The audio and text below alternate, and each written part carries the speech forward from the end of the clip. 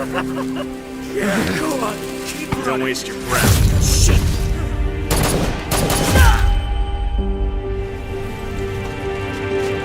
The bastards came, guns blazing. And they expect us to bow down?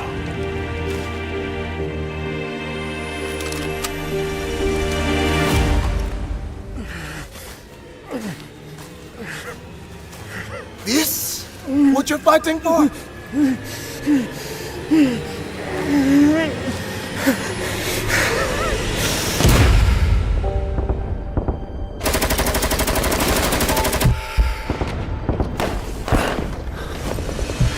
Here's my answer! A bullet! I fight you tooth and nail! Are we gonna let them leave fully loaded? No! Let them come, if they dare, and pay with their lives! Let them see our anger! Feel our pride! Show them who Kimona really belongs to!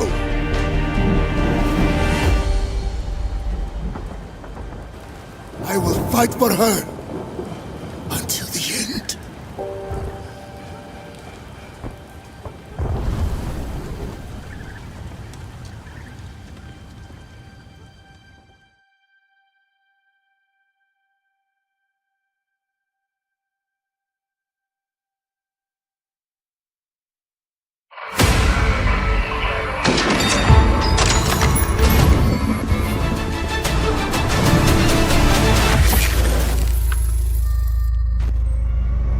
Hi everyone, I'm Yiming from the Arena Breakout team. Our primary goal for Arena Breakout is to deliver a highly immersive tactical shooter experience to hardcore fans of first-person shooter games. That is why one key principle for us has been the realistic depiction of the battlefield. Doesn't the sky in Arena Breakout look fantastic? This is because our engineers have used the volumetric cloud technology that reproduce the visual effects of light passing through the cloud.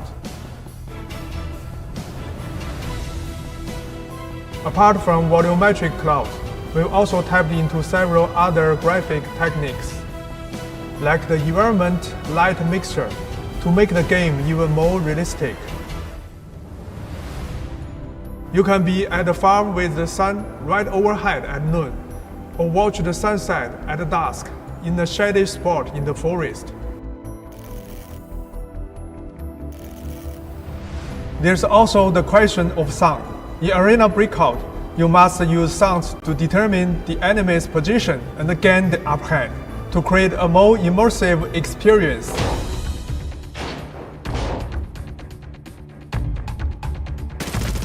We've developed an audio visualization system that displays the location of sound relative to your position. When you are playing, a bigger audio pole and clear lines means the source of the sound is close to you. However, not all sounds can be detected by the system. Some sounds, including doors being opened by the enemy, looting a container, or opening a safe, won't be detected by this system. We want audio visualization to benefit mobile players and provide a comparable experience to what you will find in console and PC games, without sacrificing the importance of developing listening skills in the game. Weapons are another critical aspect of any shooter game. Each and every firearm in Arena Breakout has been designed to be true to life in terms of how they look, how they fire, and the modes available to them. You can mix and match over 700 weapon modes and apply your choices to more than 10 weapon slots to forge the weapon that works best for you. The combinations are nearly limitless. We all know that realistic gun feel matters greatly to tactical FPS players. This is why we've spent a lot of time figuring out the best ways to replicate how a firearm feels. Take weapon recoil, for instance. We broke it down into its components, such as shake, the lifting of the muzzle, the backward movement, and worked on this one by one in order to deliver a truly realistic recoil experience. Wanna guess what's coming?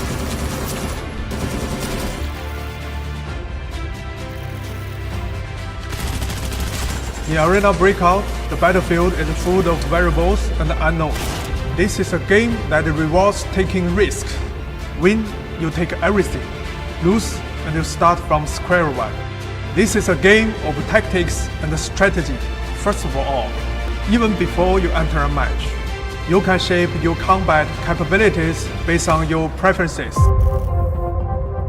Are you heading into the dark zone with all guns blazing? Or are you going to be the madman attempting to pull this off with nothing but a knife? Your choice of strategy will also determine the kind of game experience you have. You are free to make your own decisions based on the information you get. What kind of choices will you make under pressure?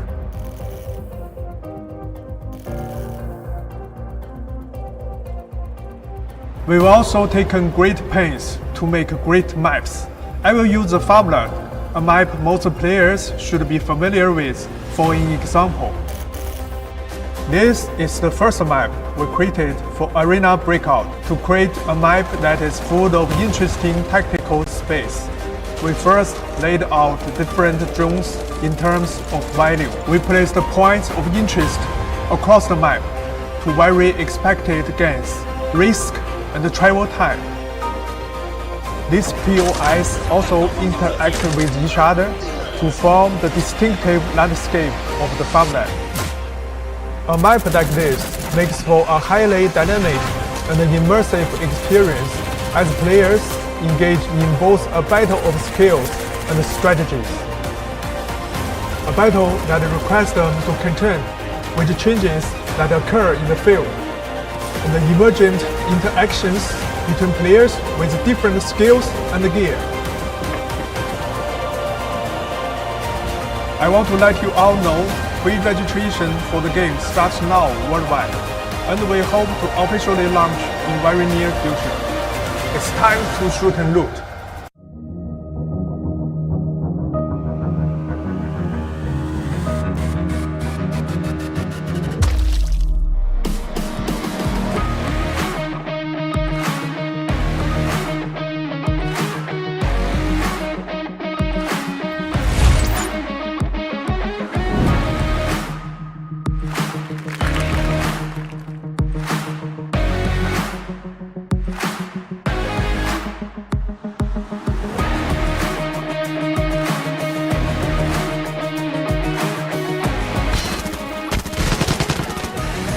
Arena Breakout is like literally the first proper true next-gen mobile first-person shooter.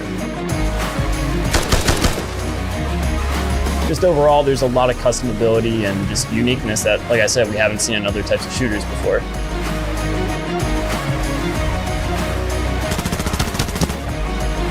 What I like most about Arena Breakout is the healing system, how you're able to use painkillers, surgical kits, and adrenalines to treat yourself. I'm an ex-military soldier, so being in that mindset again feels absolutely amazing.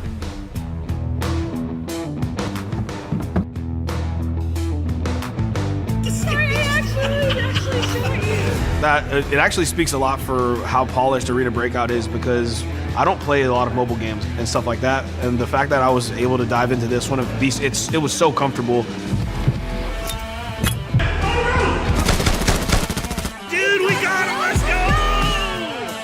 And so just take that time to learn it all and just be patient with it, because you're not going to pick it up immediately, but once you do, it's going to be a blast.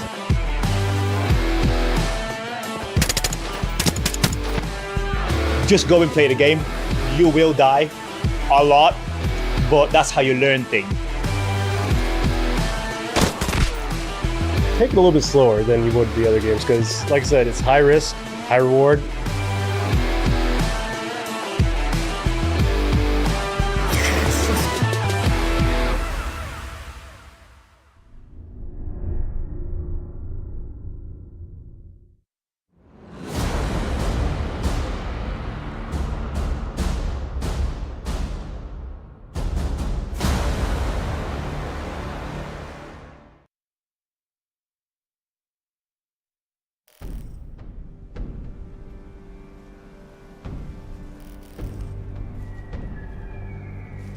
asshole got fucked up real bad. Hey, boss. Check this out. Let me see that. Body's so warm. They might be close. Nice optics. Extraction point's 2 clicks ahead. Let's go, ladies.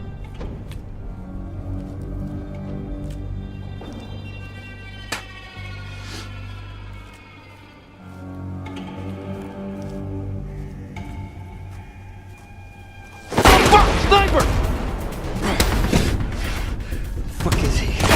Get down! Sniper, second floor. Let's get that motherfucker. Set! I'm out! Go, go, go, go! Set!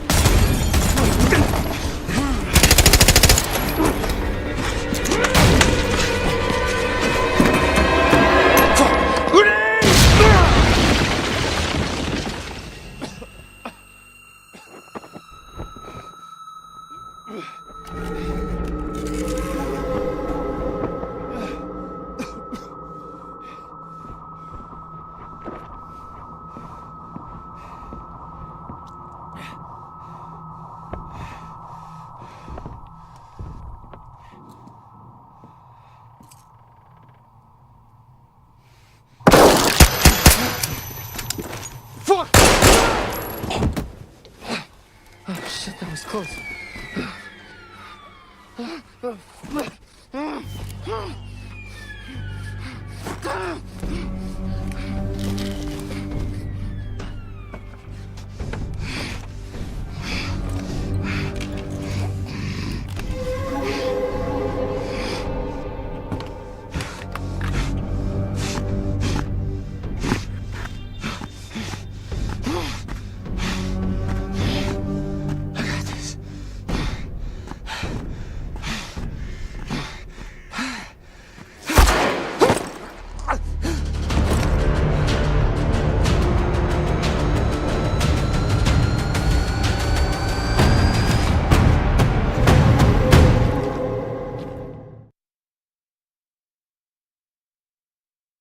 Hi everyone, I'm Yiming from the Arena Breakout team. I'm the producer of Arena Breakout here at MoFan Studios. I started out in the industry back in 2004 working on console games like Killzone Shadow 4 and Ghost Recon. For those who don't know, Arena Breakout is a first-person tactical shooter game. It's been 3 years in the making, and our goal is to develop a next-gen FPS game for mobile. In Arena Breakout, the objective is not to be the last one standing. Instead, shoot and loot is at the heart of this game. You grab your loot, then make your way out via the extraction points on the map. That's how you win the game. The dynamic and the immersive experience in Arena Breakout comes from the changes that occur on the battlefield, and the organic interactions between players of differing skill and equipment levels. This is what makes Arena Breakout a unique experience. In July of this year, we launched globally and welcomed millions of players to experience Arena Breakout. Now, I would like to announce that we are going to have our latest season update in October. Join us in Season 2 of Arena Breakout. We will release a brand new map, the Port, where players can explore the Guayapo Space City, once the largest naval base in Carmona. This is where players will find action-packed urban warfare in the streets. We will also bring you a host of new firearms, including assault rifles, shotgun, and a revolver. I know this is exciting for all the gunsmiths out there. Last but not least, the anticipated Stone Warning mode is about to debut. Take on other players and fight Ajax and Plero in foggy weather. Try equipping a tactical flashlight and enjoy a totally different gunfighting experience. Finally, I look forward to welcome all of you to the world of Arena Breakout, where a truly immersive and realistic battle experience awaits you. It's time to shoot and loot.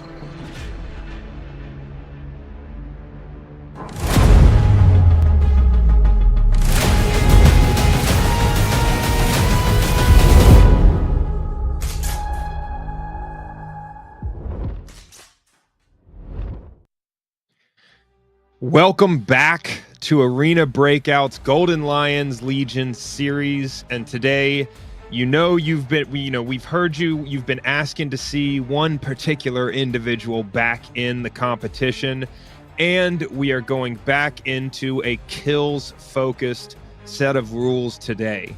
So I'm Mod6, I am your caster for these Golden Lions Legion events, and I love this game. This is the #1 mobile game for me, the most tactically realistic mobile game, and I've had a lot of fun casting these events and seeing some of the best players, content creators in Arena Breakout go head-to-head or team-on-team in these various different formats. So Arena Breakout Global live on July 14th of this year, and so pick it up in the Google Play Store or the iOS App Store if you haven't already. And then you're going to want to have your game loaded up throughout this event. Get your second device if you need to, because it is the fastest person to the redemption code. We've got more of those codes for bundles coming up, and we'll show you here in a little bit how to redeem that. We're going to talk a bit about the rule set here, and then we're going to get a chance to get into an interview with our competitors. Today, heads up, we have SADE and SEMIVAN going at it, and they're going after kills, not loot, in this format. So we'll get into some of the specifics here in a little bit. We're going to get a chance to interview these guys before they get into the games. Our maps today are Farm, Valley, and Armory. We've had these maps throughout pretty much the entire series. We've seen a little bit in Northridge, and we hope to see some more action in Northridge in some future events. But today we have Farm, Valley, and then Armory. There are no restrictions on the guns that these guys can bring in, no restrictions on the total value. And so it's just a pure kill race. The rules that we had previously on kill races with the points are going to apply today. So that's 5 points per TAC Ops player kill, 1 point per covert ops or AI bot kill. And so I expect to see these guys sweeping the map to clear the map early on, and then it's all going to come down to how successful they are in the gunfight on Armory. So I'm excited for this rules format. I love a good kill race, and you're going to see some of the best go at it today. SADE, you know, his reputation precedes him in Arena Breakout.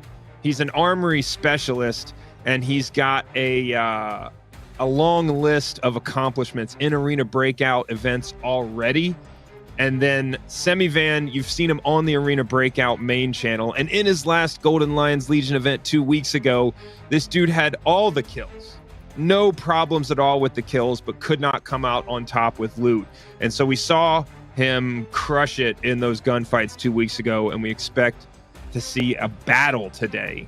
And so yeah, we've got SADE and SEMIVAN, and we'll be getting into an interview with them here in a little bit.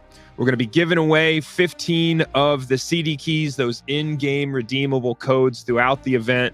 You'll get your first one here before we get into our first map, so have that ready to go. You've got to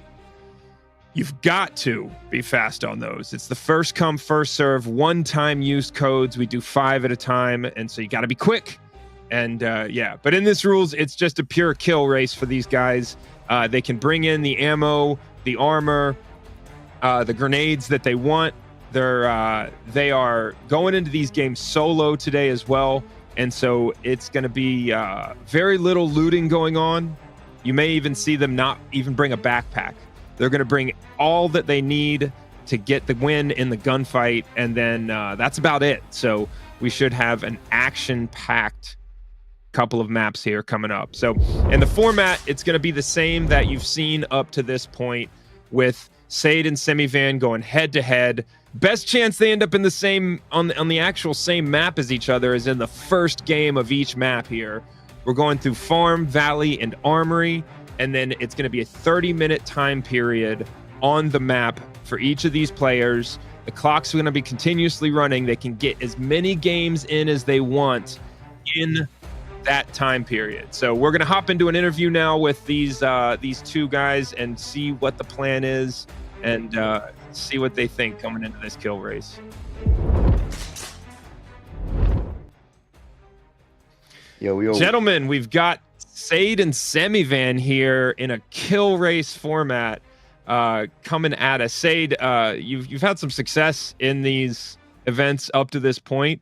What's the plan for today? You're going to sweep the map, or you're going to go straight for those POIs and try and get into some PvP situations? To be honest, I wasn't the most successful player in this kind of tournaments because of the RNG effect, but we will see today. I will run for kills, and I'm going to try to be efficient with the time. So that's the point for me today. I hope that is going to be the key. Yeah. Yeah, my also SEMIVAN, this is a kill race, which is different than the loot format last time. Are you more excited about this going for kills? Yeah, I think it's like better format for me. Yeah, and which map is your favorite from this list of 3, SEMIVAN? Favorite is like Armory, but I think Farm and World will be easier. Yep, and there's no gun restrictions for this. What do you think is going to be your favorite gun, both of you, for these maps? FAL, no doubt. FAL. Without a doubt, FAL. Yeah, because of the ammo. I'd like to be able to quick run answer M4A1, from but SADE. the ammo is like absolute garbage. You know, we need some buff for 5.56.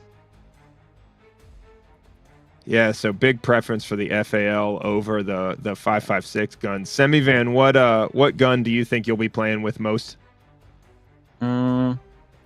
I use like H416 for 2 first map, and Armory, of course, it's full. Yep. Yeah, so I think we've got a clear favorite here with that FAL and the ammo. Well, gentlemen, thanks for joining us. We're going to give you a chance here to go get your loadouts ready, get those streams started, and queue up into farm. I'm excited to see it, a pure kill race. That's what everyone's asked for, and they wanted this matchup. So let's see what you guys can get done today. Yeah, I wish him good luck. By the way, I wish him some luck with the games. It's good to see some OGs on the competitions. You know, thanks to Arena Breakout for that. For sure, for sure. All right, good luck, boys.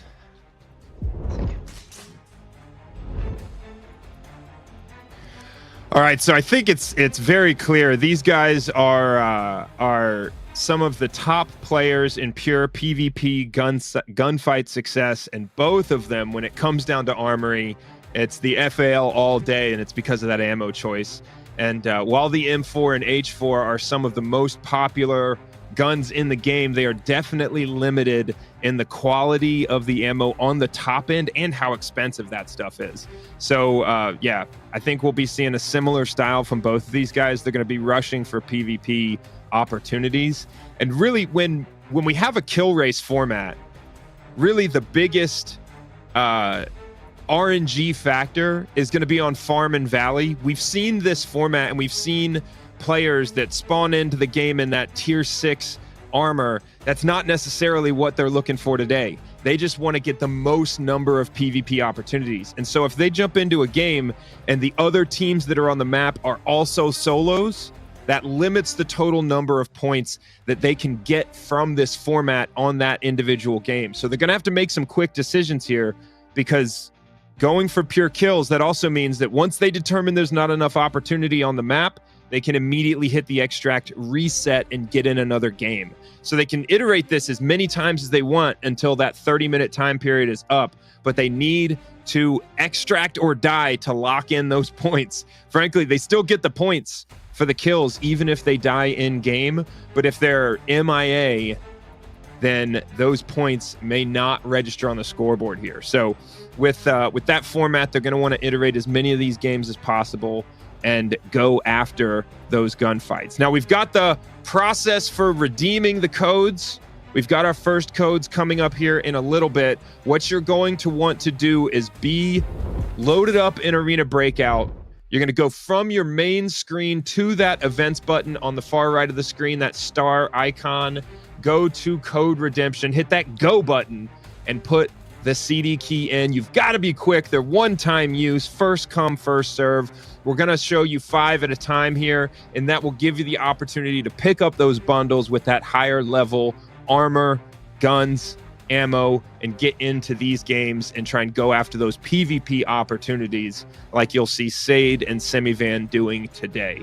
So make sure you're quick on the trigger there and have the game open and ready to go throughout the event if possible, so that you can be the first to redeem those codes.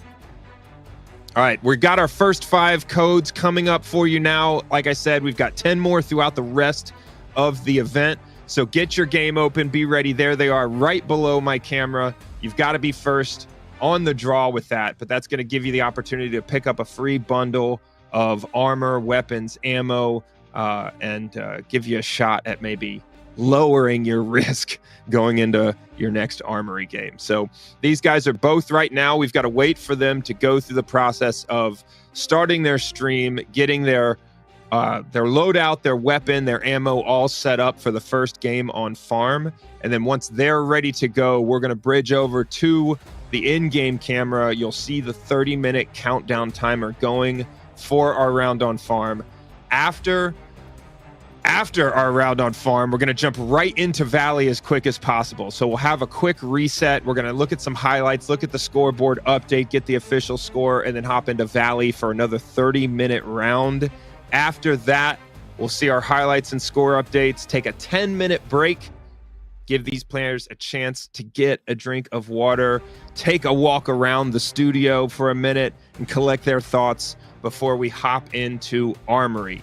And another 30 minutes on Armory. We'll have an interview with the winner here at the end of the event, and that will be our day today for the Golden Lions Legion. I see a lot of excitement here in the chat for SADE. I'm interested to see from our viewers, who do you think is going to pull out the win today? Is it going to be SADE? Is it going to be SEMIVAN? And does Farm and Valley even matter because of all of the kill opportunities they'll have on Armory? Both of these guys are Armory specialists. So let me know who you think's going to win between SADE and SEMIVAN today. I think we've got, we know SADE's got a ton of fans and followers here that are watching him absolutely set the standard for tactics and gunfights in this game. And then SEMIVAN, always featured on the Arena Breakout main channel. And in our last GLL event, SEMIVAN definitely had the most kills of the event, but it was loot based. So he thinks this is a much better format for him. And I agree. I'm excited to see what he can get done here. But the RNG factor that is present today is whether or not these guys spawn into a game, into a map where there are 3, 4, 4-man squads out there that present that points opportunity if they can win those gunfights, win those battles. Or if they spawn into a game where there's a couple of solos out there and that's it. The rest of the map is either bots or covert ops players. So that's going to be the main factor today. That's the RNG factor, but it evens out those possibilities a little bit. It's not just the RNG factor of loot, because you never know what's going to come up in those safes. You never know what kind of gear other teams are going to elect to bring onto the map as a loot opportunity. All of that is factored out in this format. So we're going to give these guys a couple of minutes here to get their, like I said, their loadout, armor, helmet, weapons, ammo ready to go. And then as soon as they get their stream started and we get that 30-minute countdown timer started, we're going to jump into the game as quickly as possible. So if you're just here for the codes, I see you. We've got 10 more coming up throughout the event, and you're going to want to be sure to keep an eye out for those in between each of our 30-minute time windows as we go. So yeah, I'm excited to see what these guys can get done. And Armory today between these two may be some of the most PvP that we see throughout this event. And we've got season 2 of Arena Breakout coming up this week. We've got less than 7 days to go before season 2 launches. And throughout the process of development of this game, I've had the opportunity to talk to the game developers and You know, I even got the chance to bring these guys to the LA Gun Club out in Los Angeles to be able to put their hands on some of these weapons, and in an environment of weapon safety at the range with professional help, they got the chance to fire many of these weapons that you see in the game and personally feel that recoil, personally understand how to be accurate with those weapons so that they could have the highest representation of accuracy when they develop Arena Breakout. And so that's the level of attention to detail that's out there with this developer team. And so with season 2, we've got things like the night mode coming up with flashlights. You might even see some night vision in there. And it's been exciting to be a part of those conversations and to be able to relate my tactical and combat deployment experience as an Army officer to these guys. And they take that seriously. It gets exciting because they're trying to make this game as accurate as possible and you know, as realistic as possible while still maintaining an exciting gaming dynamic and looting dynamic. So it's fun to be a part of that process, and I'm excited for season 2 coming up on October 27th, I believe. Less than 7 days away. We'll have a new battle pass for the season, and we will have all of those in-game weather and night features, which will add a little bit of complication if you feel like it's already difficult to stay alive for the whole game and get to the extraction point here in Arena Breakout. So if the code didn't work, it means you weren't quick enough to get it in there. These are first come, first serve. You'll get another chance throughout our event today, as we've got 10 more of those codes that we're going to be giving away before we finish up. So we should have these guys just about ready to go and queuing into those first games on farm here any minute. So as soon as they are in the game, we're waiting on them. We're going to be hopping right in. So farm, our first map. Excited to get into it. We've got our timer starting here in just a second. We're going to hop into the game now. Motel as one of the hottest PvP spots in the game. We see SADE spawning on the western side of the map, moving into Grain Trade Center. Fast and furious. SEMIVAN already closer to the center of the map here. SADE working his way through Grain Trade Center. You're going to see him every time he hears footsteps. He's going to sprint in that direction.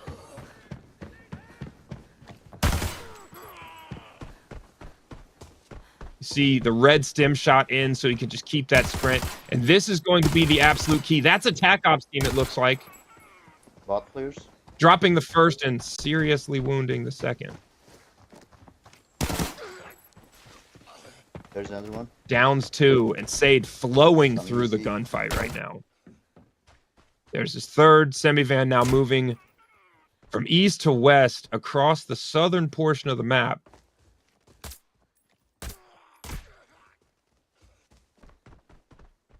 Moving a little bit less quickly than SADE, but already on his way to Motel to find a fight with a team. His experience on this map, very clear. As you see, these guys have so much time in game. They know exactly where to expect the AI and be able to move quickly, not get delayed, not get bogged down. And that speed across the map is everything in this format. Thank you, Mason. Now you, buddy.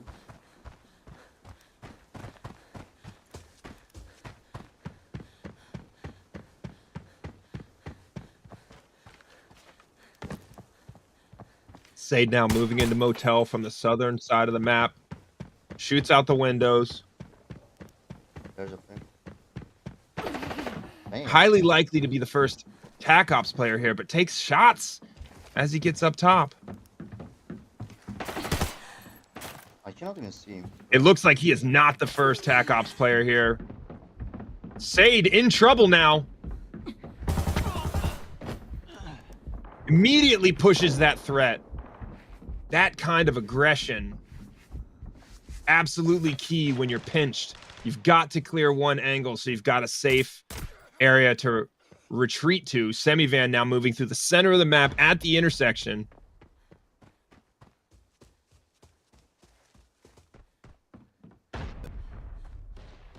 Now, as a reminder for our rule set, it is 5 points per TAC Ops player, 1 point per Covert Ops player or bot.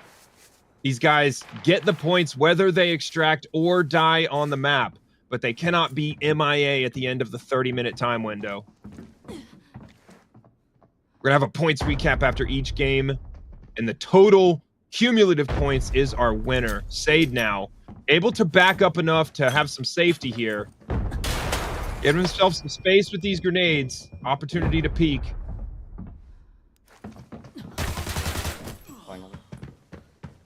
Quick on the draw as he's pushed. SADE able to clear most of Motel at this point. He's had no shortage of gunfight opportunities, and his quickness there and his aggression leading the way. SEMIVAN now at Stables.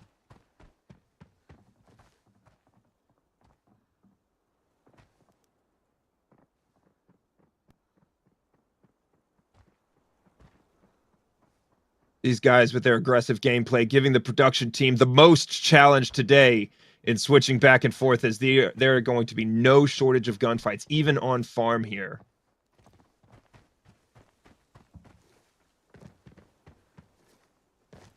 He hears those footsteps. He's looking for the source.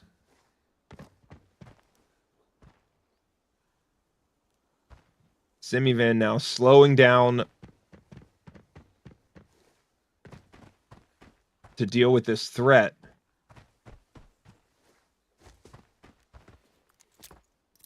He's got to be careful to not let this affect his overall momentum in the game.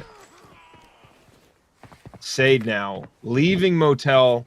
He's in and out.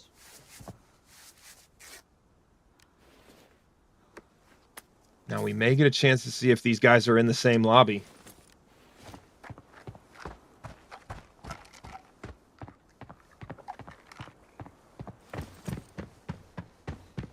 That's the scenario we hope for most of the time. Gets you excited about the potential of custom lobbies, private lobby games in an esports format in this game.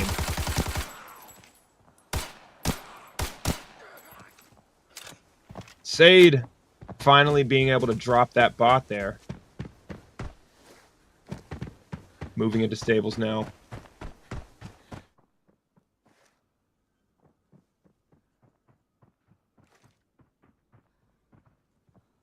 SEMIVAN in Stables. Are these guys in the same lobby? Is he looking at the footsteps indicator from SADE right now?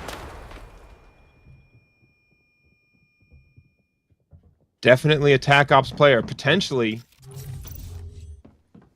And SADE dies to SEMIVAN as he rounds the corner into Stables. These players in the same lobby. SEMIVAN able to down SADE. The first time we've seen this opportunity in weeks. But SADE still able to bank all of those kills. We'll obviously get to see both perspectives of that in the replay here after this round. But SEMIVAN, his positioning perfect, his patience not to give away any information, and he ends SADE's high kill game early.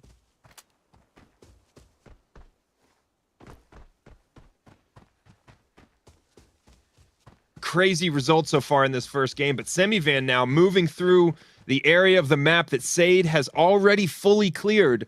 And so SADE, given this format, being able to bank those points even on a death, SADE may have actually benefited from that game ending as quickly as possible, being able to queue right back into a new one. But the disadvantage of losing all of that kit is going to delay his queue time a little bit here as he has to re-kit his character and get back into his second game. But SEMIVAN, perfect positioning, excellent patience, able to drop SADE in game one. Among the very few who've collected a SADE dog tag in Arena Breakout.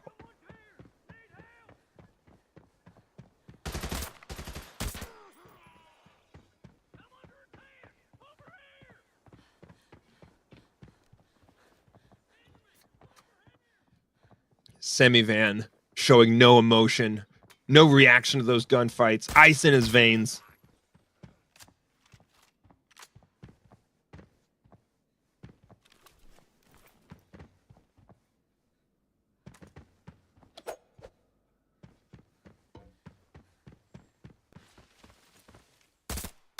SEMIVAN, you know, right before that gunfight with SADE, he was already dealing with other players there, and so he's already moving very cautiously.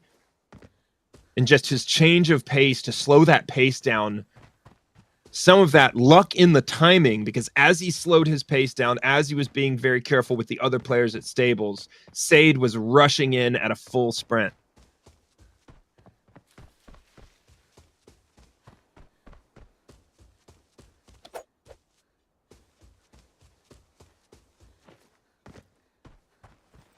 SEMIVAN now at his first extraction point, as SADE is likely spawning right back into his second game. These guys in an all-out race, both racking up the kills in game 1. SEMIVAN, 5 points for his kill on SADE as well as other players.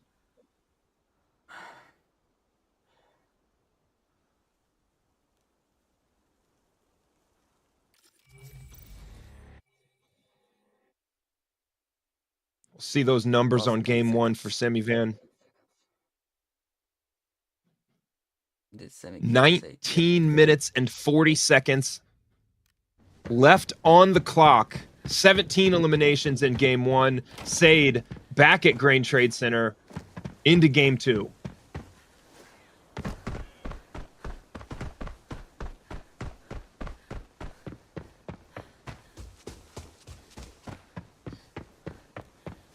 SADE filling the inventory there with red stem shots. I expect to see him at a near all-out sprint for the entirety of this whole event.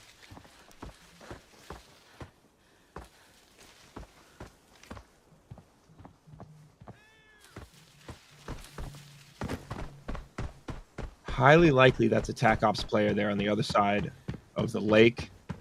That northern spawn point near Grain Trade Center, that's going to be where SADE sprints to for that gunfight opportunity. He's closing the distance and wraps around to the right side here.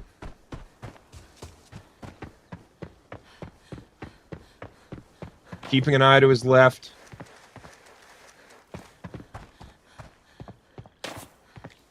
Call that the wiggle. Takes one bullet, gives him all the info he needs to find that player, and drops him in 3.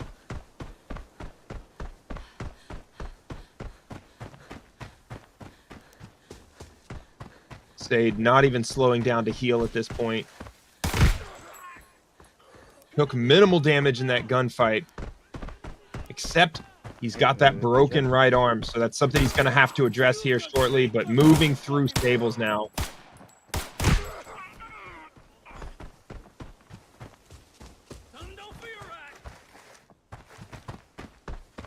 Has to be careful about that right arm. Clears stables very quickly. Looks like he may have a team or a patrol on the other side of the fence there.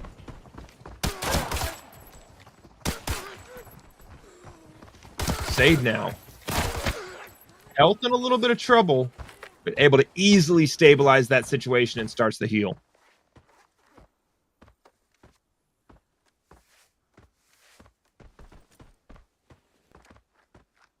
SEMIVAN now into game 2. Already finding some friction on this map. He's got some healing to do. Gets that stem shot in and those painkillers on.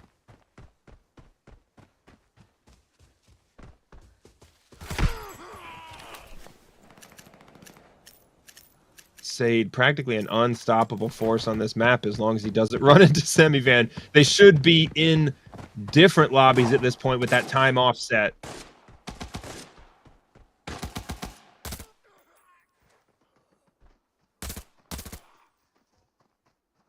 SEMIVAN now. Attack Ops team in his sights. Low gear. Downs them all easily. Constant switching back and forth between these players as both spend less than 20 seconds in between each gunfight.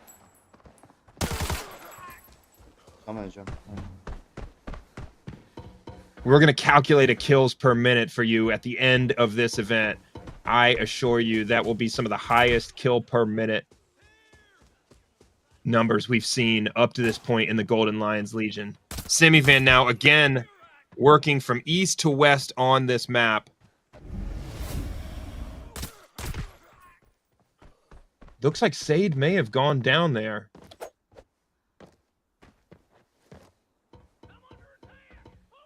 And it's pretty clear up to this point, SADE is taking maximum risk in every gunfight, trying to prioritize speed. But if he just went down in that game and died this early, that tactic is high risk, high reward, because you have to stay alive long enough so you spend more time on the map than in your prep screen waiting for the next game.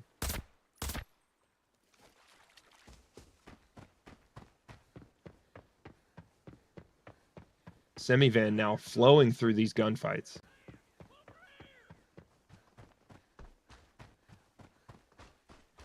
Got 5 points per TAC Ops player kill, 1 point per covert ops or bot kill. What we've seen so far is both of these players taking the tactic of just sweeping across the map and killing anything that moves with some reckless abandon in their approach to movement.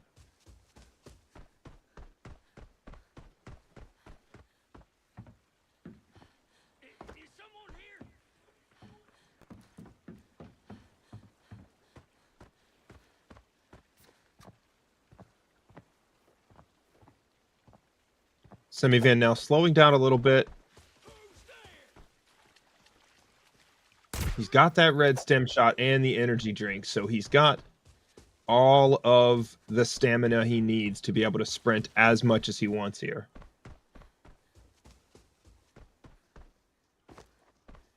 And you notice in his movement across the map, he's taking what I would call a high visibility, low cover kind of route, where he's not running from cover to cover as much, and he's crossing open areas, but he's giving himself the most visibility in his movement across the map here possible. It's going to give him opportunities to take those mid and long range fights. And the more he's able to do that as he continues to run, the faster he's going to make his way across the map and kill everything in his way. SADE now back in. Game 3, puts in the red stem.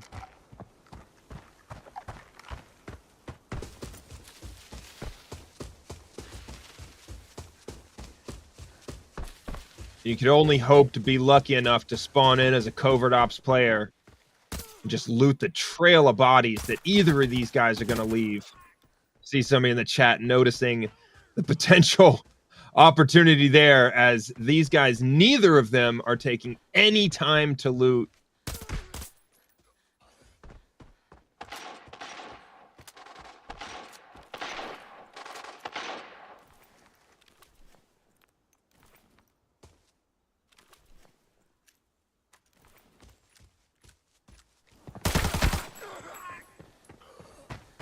SADE now his 3rd time in a row spawning at Grain Trade Center.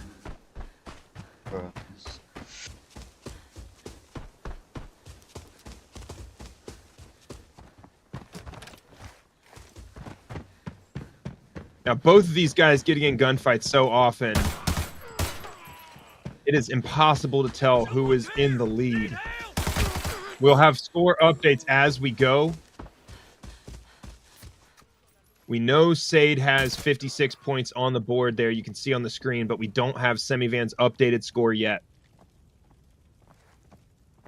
SEMIVAN does have points on the board, having made it through Game 1 with a successful extraction, killing SADE in Game 1.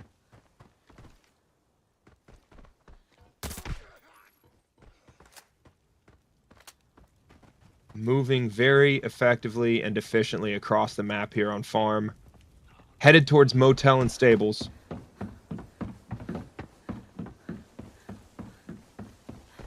And you see a notable difference in pace this week versus last week as we get into what is a pure kill race.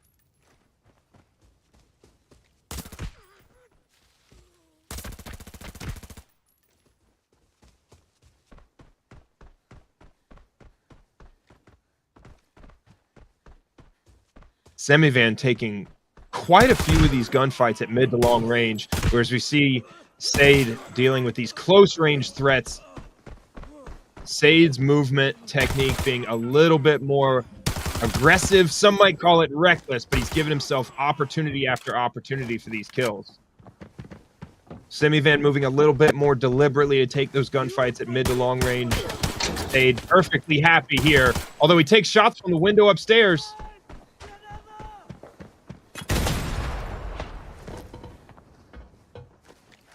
One arm broken. He pulls back to get a better angle here. Shooting out windows.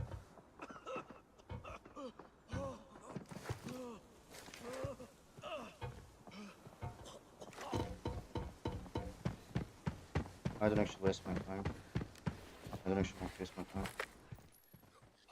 Wants to maintain his pace. He's going to wrap around to the left and re-engage here. SEMIVAN now in stables, moving quickly.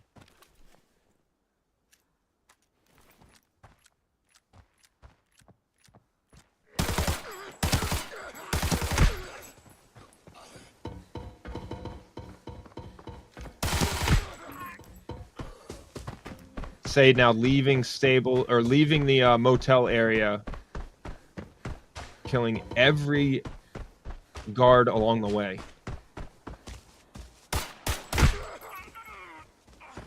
And both of these guys, you could tell, they've played these maps so many times. Even though they're both Armory specialists, they have so many reps on these maps that they know exactly where to look for these AI guards.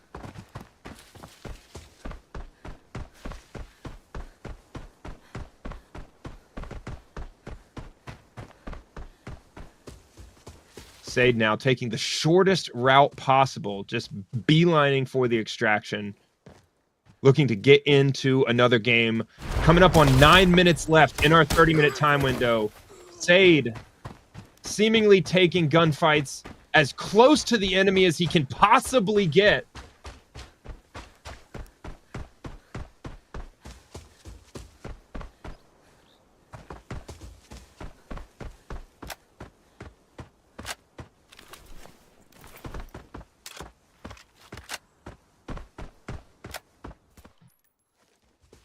Checking ammo now as he moves.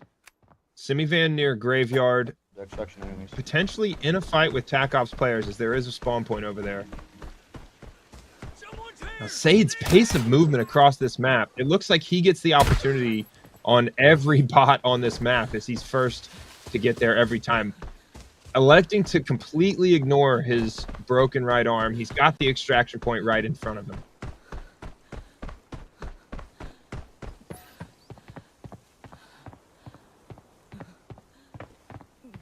SADE now. Plenty of opportunity to get one more game in. Let's get into the next match. Both of these guys seriously racking up the kills. And this is farm. We still have Valley, but then Armory.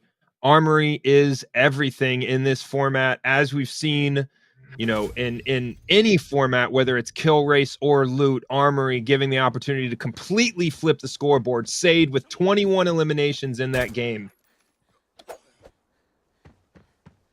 SEMIVAN now also moving towards the extraction point. Both of these guys likely going to have an opportunity to get one more game in. Just under 7.5 minutes left to go in our 30 on farm.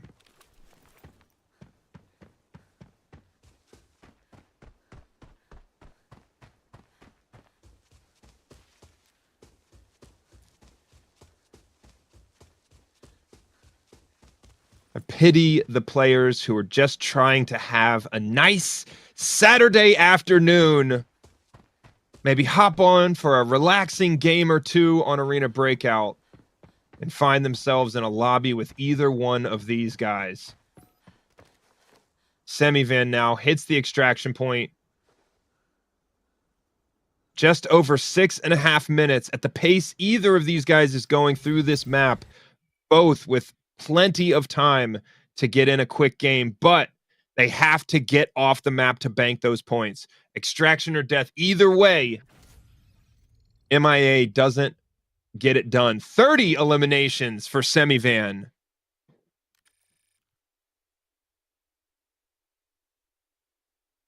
And we'll see the official score update at the end of the 30-minute round. Going through accounting for those kills with the screenshots. SADE now with points updated to 77. We should see SEMIVAN's points update from those first couple of games here any minute. SADE now in his final game. SEMIVAN hoping to be in the game by the 5-minute mark. SADE his first Eastern spawn on this map.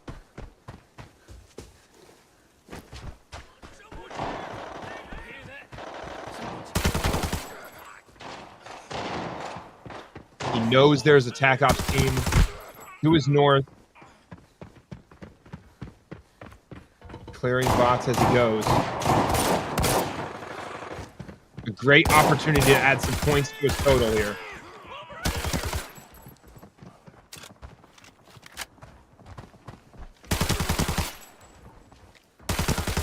He finds the team.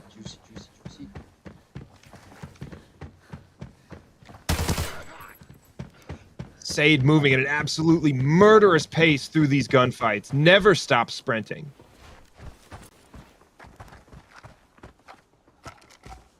He'll take them all back extraction.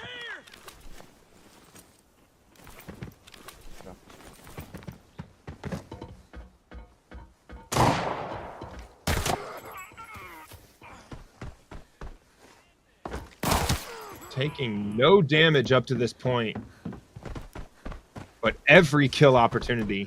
SADE has basically cleared the entire eastern side of the map at this point and heads towards Motel.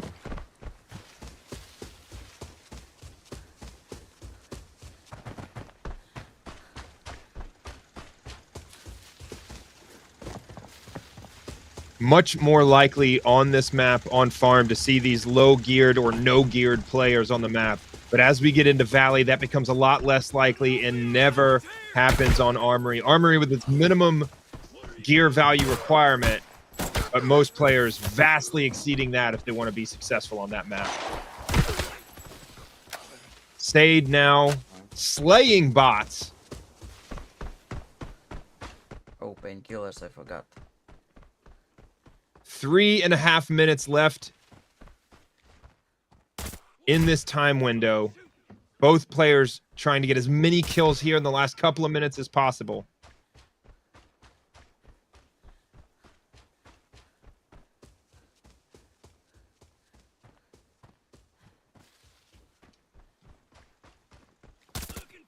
Finding no shortage of opportunities.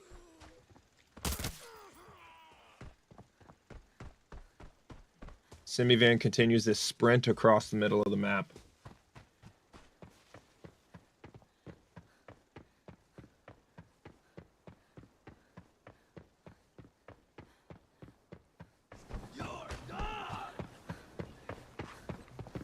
SADE now rushing into Motel. Sounds like he's got the boss there. He does. That's just more opportunity. But this boss, dealing with the boss on any map as a solo is difficult. We're going to see how he approaches this.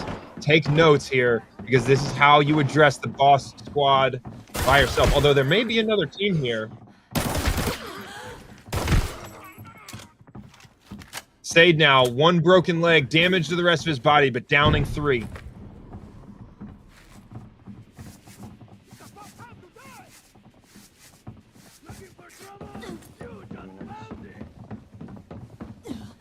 Ignores his leg.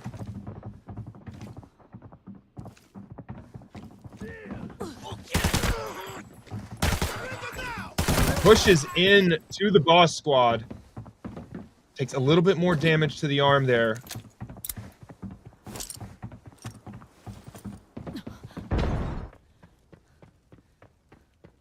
Thinks there may be a TAC Ops player over there. SEMIVAN now approaching Motel. 1.5 minutes. 1 minute and a half left. Again, we've got lots of geographic distance and ping between myself, these players, the production team. So there may be some slight delay with this overall timer, but these guys having just over 1 minute left on farm.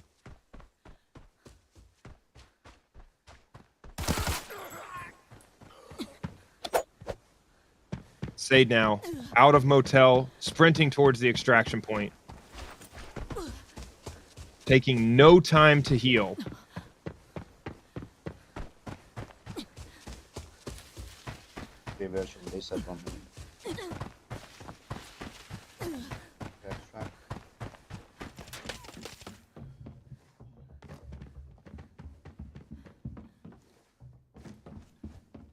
SEMIVAN now fully committing to Motel.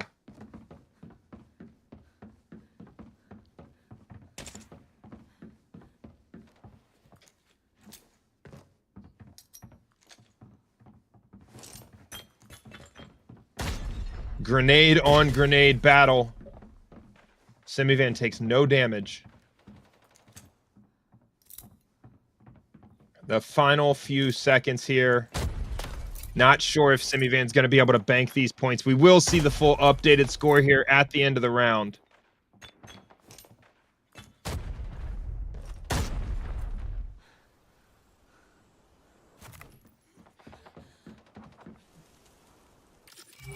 SADE able to extract here at the end of the countdown timer.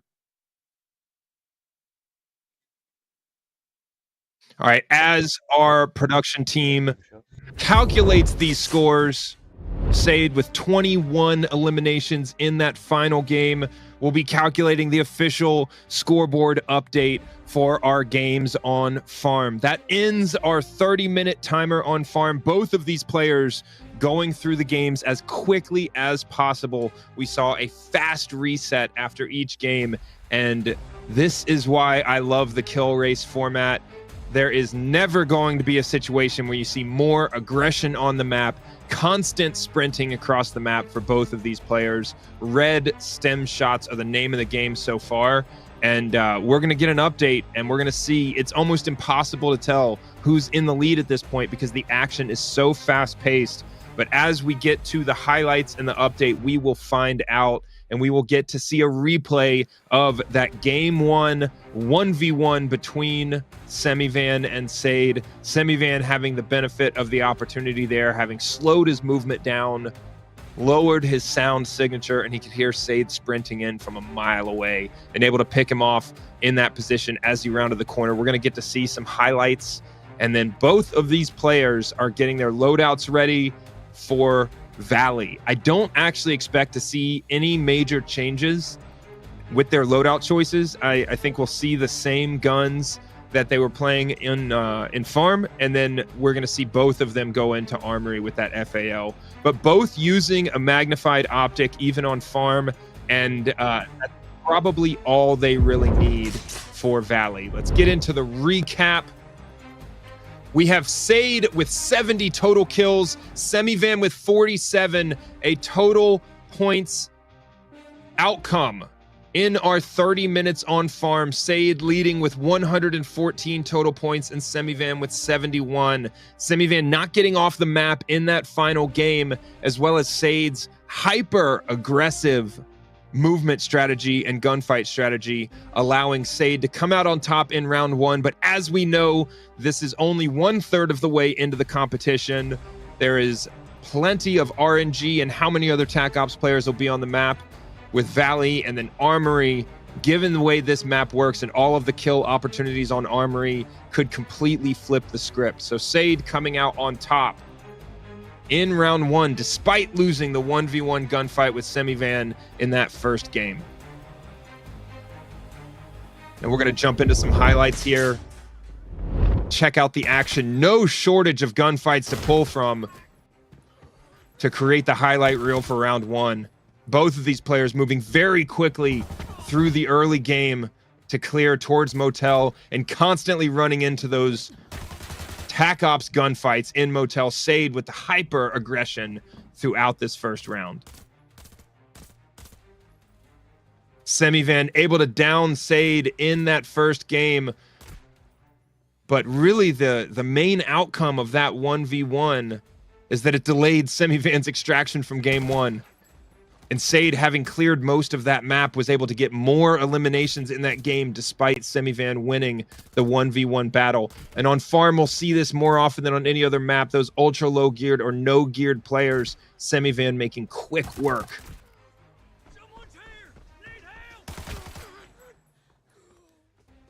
SADE seemingly taking nearly every gunfight from about 3 feet, where SEMIVAN electing to maximize those mid and long range opportunities.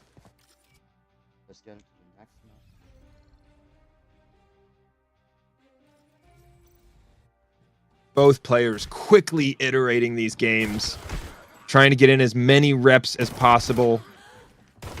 And SADE making some of the quickest work of any boss squad that we've seen as he flowed straight through this, hyper aggressive, and got to the extract.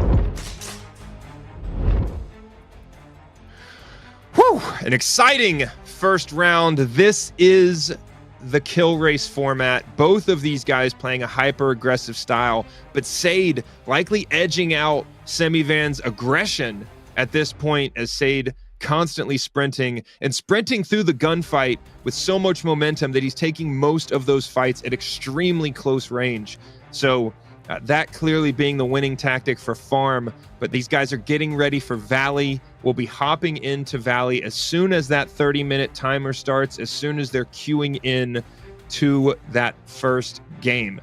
So both players, even though the AI guards only count for 1 point, both players electing to basically engage every single one of them that they come across, whereas the TAC Ops players at 5 points per kill, making up at least half of each player's point total up to this point. So both, I would say, got plenty of PvP opportunities on Farm, more than we've seen in some of the previous iterations of this, and hopefully that trend continues as we get into Valley here in a minute. So the production team with a challenge today, trying to stay with the gunfight when both of these guys are basically constantly in a fight throughout the event. So again, we've got 30 minutes coming up on Valley. We'll check out the recap and highlights from Valley after that. And then we've got a 10-minute break before we get into our final round of 30 minutes on Armory. So as soon as these guys are ready to go, we are going to be jumping into the game with them. And, you know, in these public lobbies, there is that RNG factor, but that just gets you more excited for a custom lobby esports format where we know exactly how many TAC Ops players are on the map. We know everyone in all of those teams, and we can watch the game in that format. I cannot wait for that to happen and have all of that RNG factor taken out. But in these Golden Lions Legion events, we represent what you can actually find in the game if you log in to Arena Breakout right now and queue up for Farm, Valley, or Armory. So when you see these guys and their approach that they take, what you're seeing is likely some of the most successful potential tactics for these public lobbies. And in this case, it's a kill race, but in previous events, we've had loot-focused events, and you see them come out with big numbers. In 90 minutes of gameplay, players coming out with 1 million, 2 million coin in value. And in this format, we see players with 2-3 kills per minute. Crazy numbers. You know, SADE with over 70 kills, or at 70 kills after the first round. That's more than 2 kills per minute. He's getting a kill every 25 seconds throughout the entire thing. That even counts the time he spends in between games. So the fastest paced gameplay that you can find. And yeah, excited to see what they do in Valley. Can't wait for Armory. So we're going to be jumping into the games with them as soon as they're ready to go. And at this point, you know, these players have played in multiples of these events in the various formats. To prep for these events, they have to spend the prior week completely stocking the inventory, making sure that they're not having to go to the market in between games to refit and have that slow down their pace. So all of the prep that goes into this event is absolutely a factor in these guys being able to maintain that pace, not just in the game, but in between games, to be able to queue up as quickly as possible. So yeah, we'll see how they're able to keep that pace up as we get into Valley here. And you know, SEMIVAN electing to play with the H4, I doubt that was a factor in the points differential. And it didn't feel like there was a major difference in how many opportunities for the gunfight. What it really came down to so far is SADE just being hyper aggressive, constantly sprinting and maintaining some of the fastest momentum through the gunfight as his main tactic in this first round. So yeah, we're waiting on them to get into Valley. We're going to bridge over to that as soon as we possibly can. Don't want to keep you waiting. Have plenty more action in this kill race format. And as a reminder, if you're just joining us, the way the points are calculated, the way the format works, we just finished up Farm. We've got 30 more minutes on Valley and then a 30-minute time window on Armory. These players only get points for kills and only when they are able to get off the map somehow with a death or an extraction. And so 5 points per TAC Ops player, 1 point per Covert Ops player or AI guard. And we should be ready to hop into Valley. Going to get into the game and see if this crazy fast gunfight pace continues. I expect both of these players will be rushing towards Villa, but plenty of opportunity at RV camp and some other areas as they approach. SADE now with a spawn on the north side of the map. Farthest from Valley.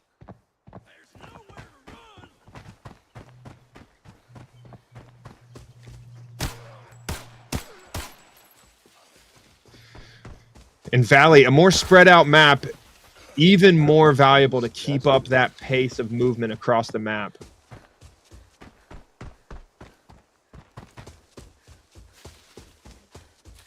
I doubt we'll see any time throughout this event where these players don't have red stems on board, giving them the opportunity to sprint as much as possible. Those red stem shots, those energy drinks, a huge factor in this style of gameplay, in this format.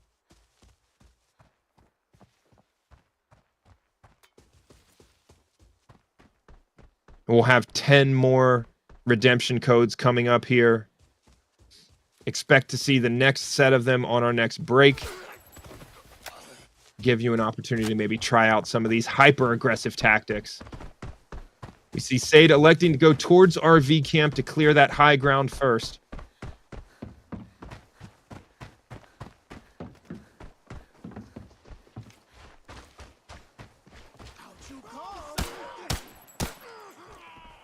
SADE, first player to RV camp. Taking no damage so far as he clears these guards.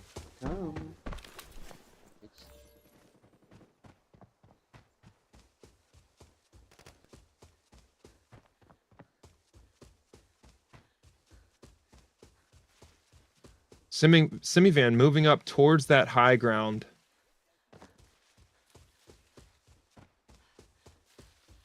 From the opposite direction.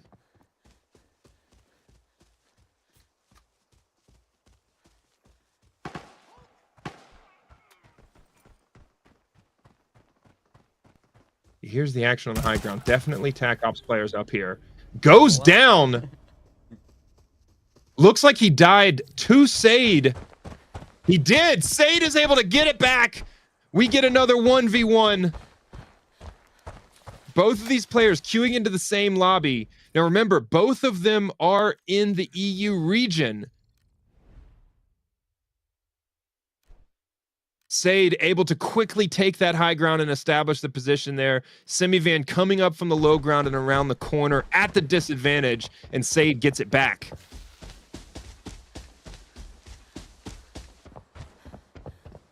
Gotta love when you get multiple games in an event like this where we see both players go heads up. Came from opposite place. I don't think there are scale on opposite side. We can only hope to get the tiebreaker in our next round on Armory, as SADE now moving very quickly towards Villa. Likely hoping for the boss squad to be there, just more opportunities for points.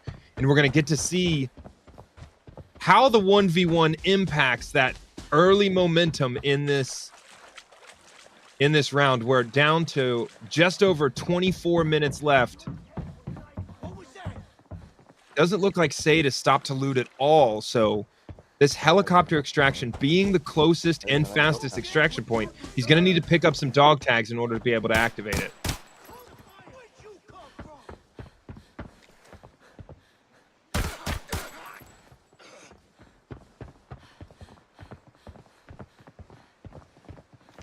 SADE taking smart angles here. Making quick work of these AI. I'm from Turkey.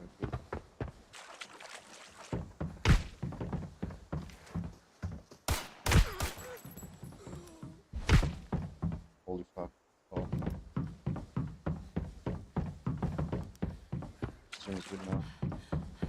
Now, I'd be interested to see how long SADE decides to stay at Villa. I doubt he's going to be in a position where he wants to wait on anyone. Wait on an opportunity. Looks like he's already on the way out.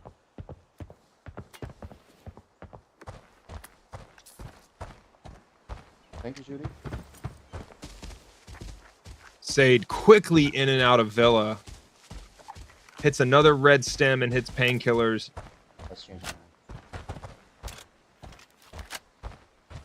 And he may have just been ignoring that helicopter extract and the dog tags required, because if you note the remaining time in his game, that extraction point, don't think is even activated until the 10-minute mark. You're back into runners. That's right.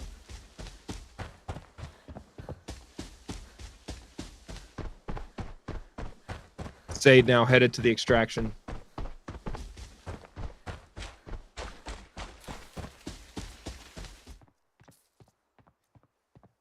SEMIVAN also on his way out. Both players, or excuse me, SEMIVAN back into the game here.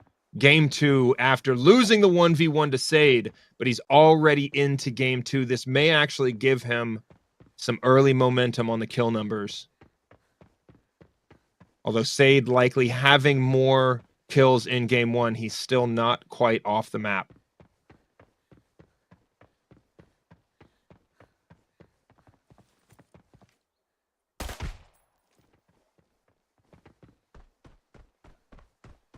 SEMIVAN again, preferring to take those mid to long range gunfights.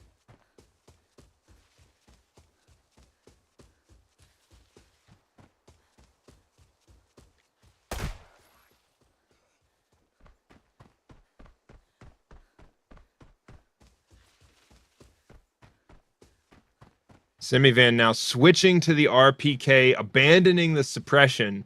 And I've seen the chat. It is an interesting point that what he did with that suppression is potentially just make less noise, attract less attention, and actually reduce his gunfight opportunities.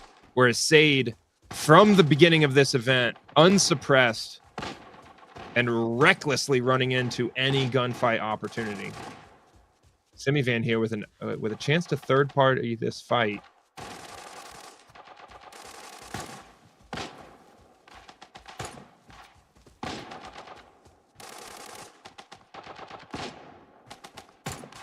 Doing everything he can to sprint towards this gunfight.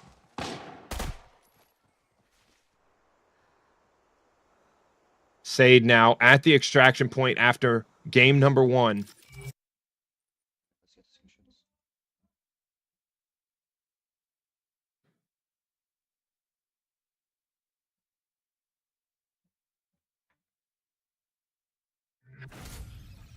SADE with 21 eliminations in game 1.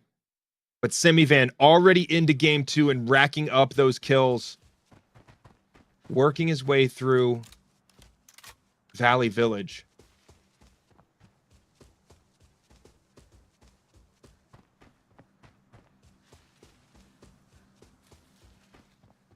SEMIVAN now with a chance to clear Villa quickly.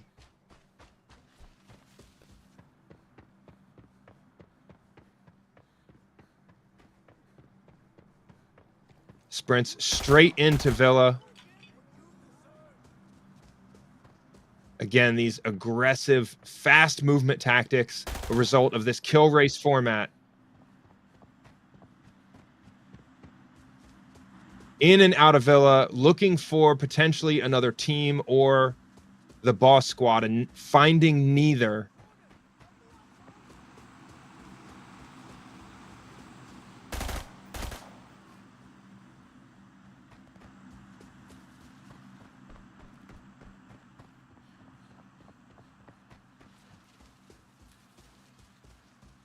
SEMIVAN may be looking to reset here quickly. is this game pretty quiet so far. He's able to down a TAC Ops player there. Gets 2.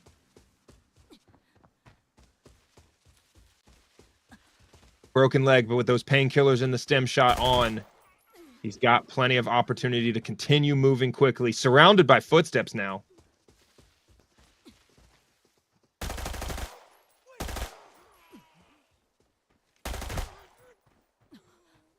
SEMIVAN now racking up the numbers in game 2. Another gunfight in the distance. No time to heal.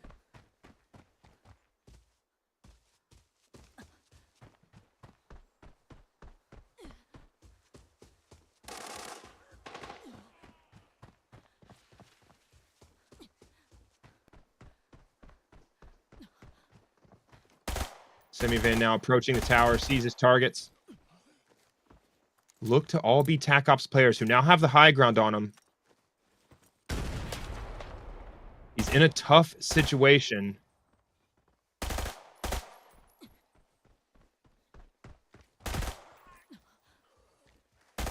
Drops one with no gear. Drops the second who's geared. He's got to address these guys on the high ground here. Could potentially be bots on the high ground. SEMIVAN with all of the PvP opportunity here in his second game. SADE now moving across the map.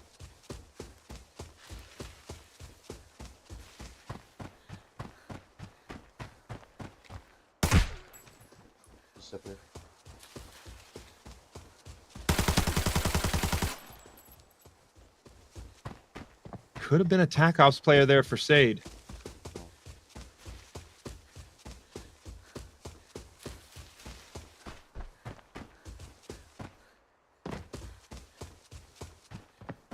Now, it looks pretty clear that both of these players prefer whatever route they need to take to get to RV camp, then a move down into Villa. SADE surprised around the corner by that guard. Able to avoid any damage and very quickly eliminate the threat. He continues to push across this map.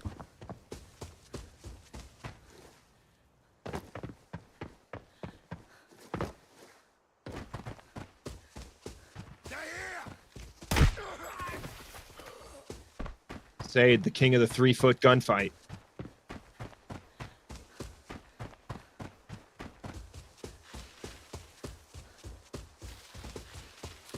Valley clearly as a map requires you to cover more ground in between gunfights. Those red stem shots and energy drinks being even more a key dynamic here because they've got more ground to cover with every single game.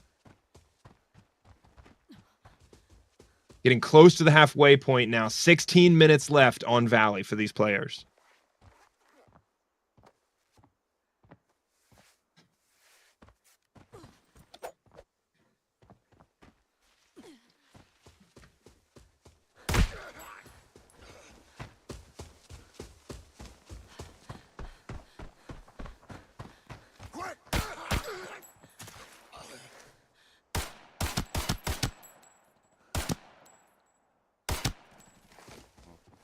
SADE with the long distance kill on that guard. The guard AI giving him an easy target.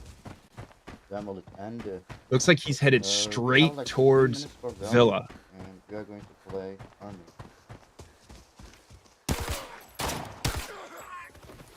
Give me a look back just in case.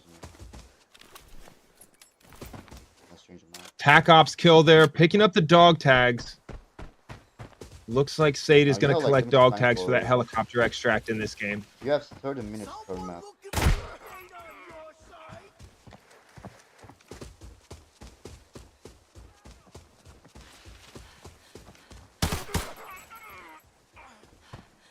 SADE now with the hyper-aggressive push into Valley.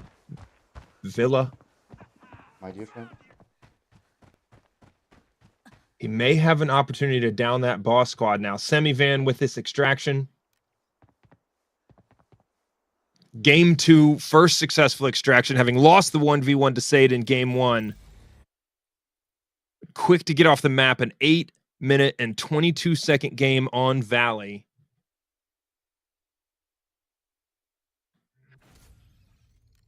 The with 23 eliminations. SADE now dealing with this boss squad. Some of the most aggressive boss squad pushes you'll find here.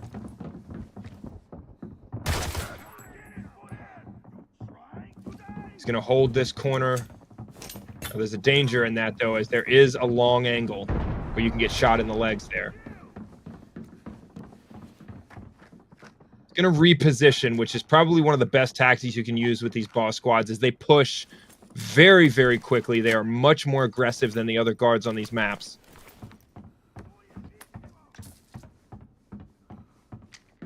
The green stem, probably the least used stem in this game, but perfect for these boss fights, especially as a solo player.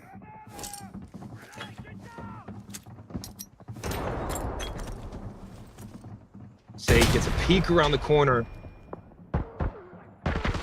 There's the boss. There's the rest of his squad. They line up for SADE here. He takes some damage, but he's able to drop them, getting the final kill there.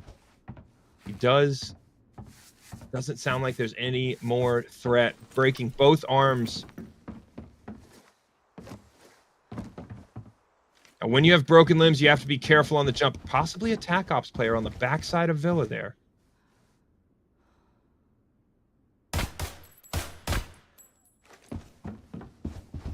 Downs him quickly at distance. Oh, we don't have the Helgi. That's bad. So he's able to heal up, but he does have both of those arms broken. Arms being the first thing to get shot as you peek the corner. So he's got to be careful. Any damage to those arms will end the game for him. Not sure if he was able to kill that player or not, but he sees the footsteps indicator there. Here's those footsteps. Able to get a good idea where he is. Rushes in. Able to get 2 kills there on the backside of Villa. Broken legs, broken arms, has to heal. Now, as he jumps around on these rocks, if he takes any damage to those legs, it's the end of the game. But it does look like he's going to have the dog tags he needs. The jump there. Huge risk every time he takes one of those big jumps with both of those legs broken. I have to survive this round.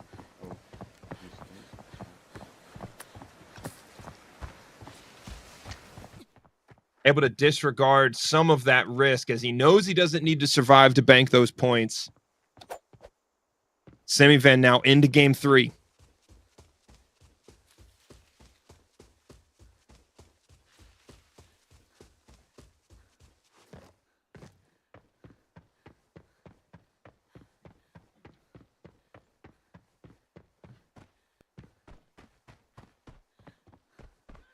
Game starting relatively quietly and slowly for SEMIVAN, as despite him sprinting, he finally finds a target of opportunity there at mid-range. His first kill of this game.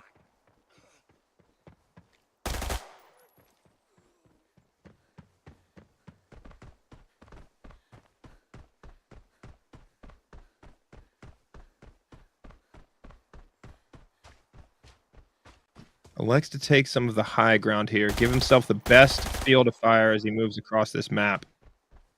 Potentially a TAC Ops player there in the distance. Low gear.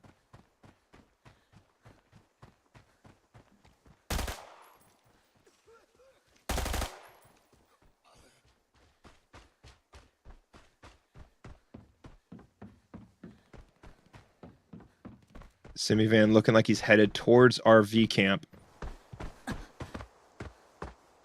SADE now at the RV camp extraction point, able to pick up the required item for this extraction. Does not get that final kill before he gets off the map, but able to extract quickly. 9.5 minutes left now. Plenty of time for SADE to get back in another game on Valley. 25 eliminations in that game for SADE. SEMIVAN potentially in his last Valley game as he's early in this game with just over 9 minutes left.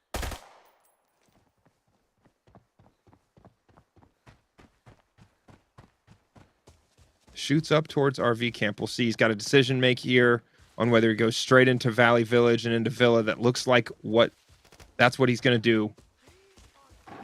It's much more dangerous moving across the low ground prior to the high ground being cleared. But also a higher chance of confrontation, as we see here. SEMIVAN clearing his way through these bots on his way into Valley Village.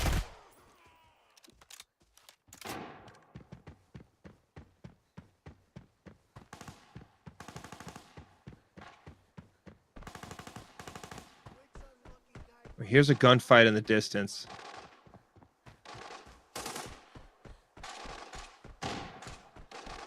Lots of shots here in the distance. Some real opportunity if SEMIVAN's able to get here early enough. Downs one. Gets his second kill.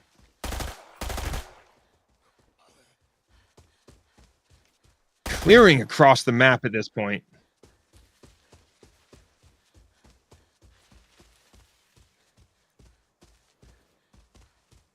Four kills as he continues his sprint.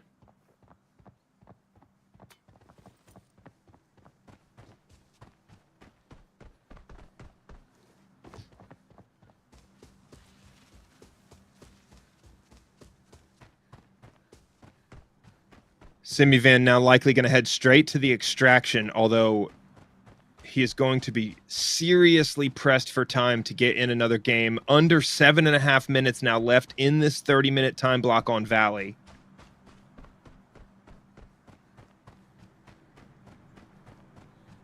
SADE likely just now getting into his last game on Valley. 7 minutes at the start of the game is enough time to get to an extraction point. Obviously, if you get into a heavy enough gunfight and die, that can actually help your time here.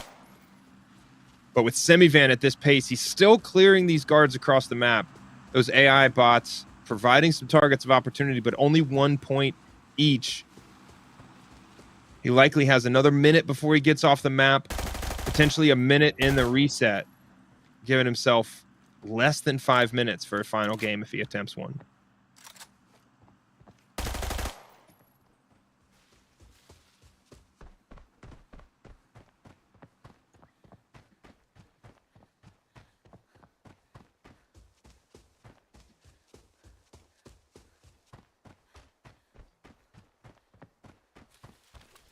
SEMIVAN now in an all-out sprint for the extraction. Wasting no time on heals.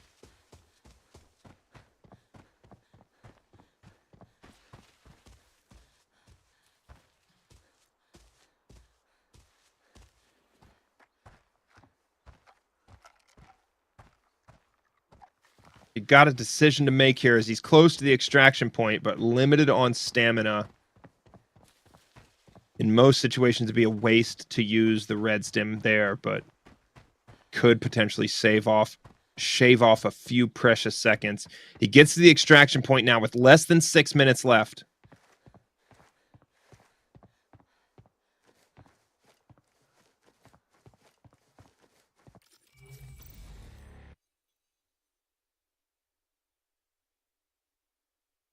He banks those points, and our points updates are all based on when the production team is able to get those screenshots from the players. 16 eliminations for SEMIVAN in that round, and it looks like SADE may have the advantage again.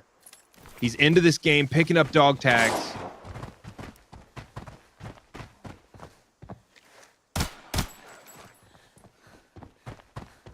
Gets the distance kill, and he's headed straight towards Villa.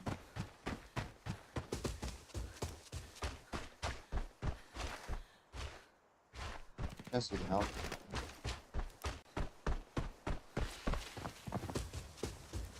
Now on short time, expect SADE to be looking for every opportunity just to add kills to the scoreboard. He's checking those long distance lanes to see if he sees any silhouettes there.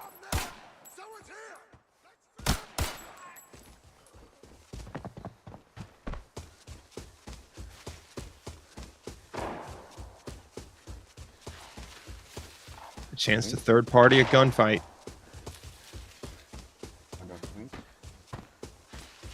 SADE with plenty of stamina. He's going to sprint straight into this gunfight.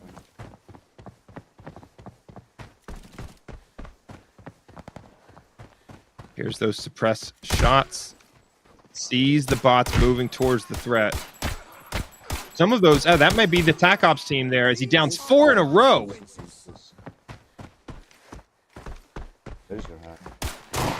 That team standing in the center of Valley Village, giving SADE an easy 20 points on the board.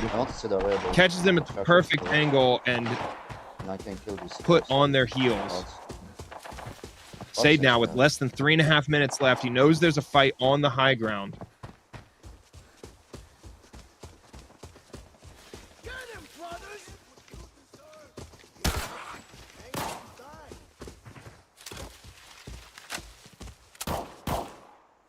Caught in the reload there. Stays in the pocket, finishes that bot off very quickly. He sees his extraction point. He's got plenty of time to get there.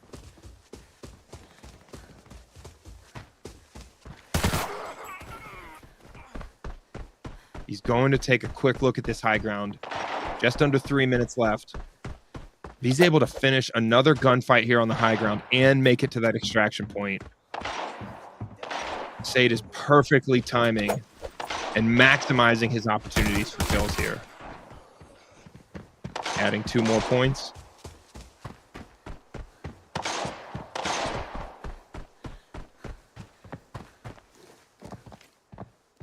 You know what? I don't want to risk it. I have like 3 minutes left. That gunfight pushing him too far away from the extraction point. He elects to head back towards the red smoke. He's got 2 minutes left. SEMIVAN now hoping for anything possible. 2 minutes left in this game.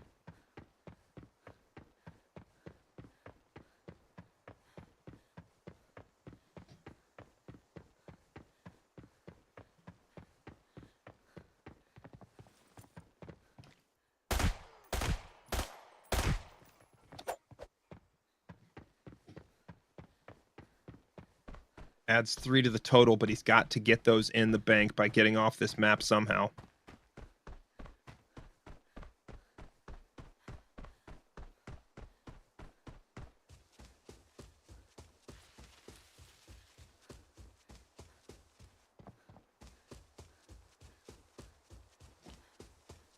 The level of skill demonstrated in the gunfight by both of these players. They're hyper aggressive, momentum focused style. SADE now with 2 broken legs gets to the extraction point. This was the last value.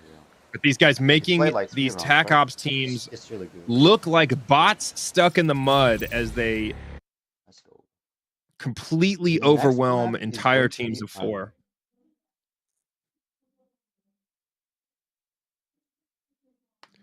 Coming into the last few seconds here, 18 kills in that final game for SADE. Able to bank his last points.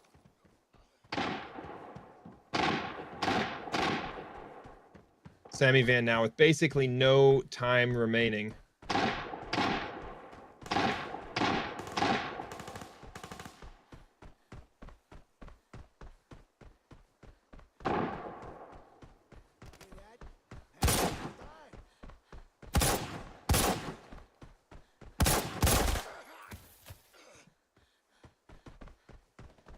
Gets close to that bot, looking like he was going to give him the chance to kill him. But continues to down these players as our timer runs out. Looks like those few kills in this final game may not count for SEMIVAN. Finishing our 30-minute timer on Valley. It looks like both of these players having the chance to get the same number of games in, despite SEMIVAN's first game being shortened. He hits the grenade with that timing that may have successfully gotten him off the map.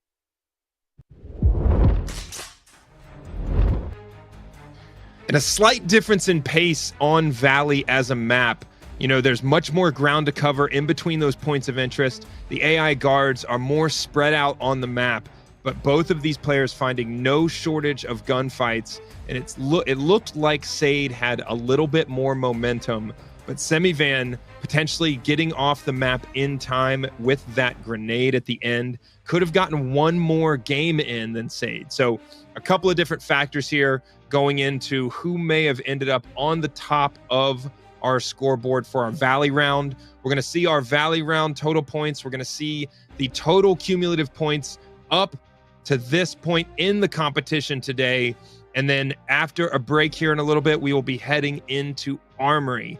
I don't expect the pace of play to slow down at all, as dying on these maps does not eliminate the opportunity to bank those points. So I expect to see both of these players let it all out, potentially risk their entire inventory to get in as many iterations of the games on Armory as possible. So SADE getting one back in that first game with a 1v1 opportunity again against SEMIVAN. Both of these players, both rounds in a row, queuing into the same game for game one. On farm, SEMIVAN able to pick up the ideal position and kill SADE as he ran into stables. And then on Valley in that first game, SEMIVAN approaching from the low ground. SADE with the advantage in the position is able to down him very quickly with headshots. And so both of these players having no problem clearing across these maps and really only running into trouble when they see each other up to this point. But Armory is a completely different story. Armory, the bots on that map are absolutely vicious. There's no delay in their firing. They are highly accurate. And then there's an expectation that other players on the map are well geared with that high level ammo. So the threat is ratcheted up for our final round. We'll be getting into it in just a little bit. But before we do that, we're going to review our points. We're going to see some highlights from our second round on Valley. And then we've got a little bit of a break before we hop into Armory for our final 30 minutes. So SADE taking potentially the most aggressive strategy that we have seen from any player in any of these events up to this point. He's solo. There's no loot involved, which means it is SADE on an all-out run for maximum kills. We're seeing the same thing from SEMIVAN. Slight differences between their movement speed and momentum, but clearly the same strategy of moving as quickly as possible across the map into those areas where there's a high likelihood of running into other teams, and then getting to the extraction point as quickly as possible. Zero hesitation with either of these players, which makes for some exciting gunfights one after the other, and probably presents some challenge to the production team in order to just be able to stay with the gunfight as so many going on at once. But we're going to check out the points recap. We're going to check out the highlights from our second round. And some people in the chat saying that this last hour of gameplay is not indicative of the Arena Breakout experience. Well, it is if you're able to pick up that momentum and be able to play with the level of gun skill and accuracy of these players. But a reminder, these are some of the best in the world at this game.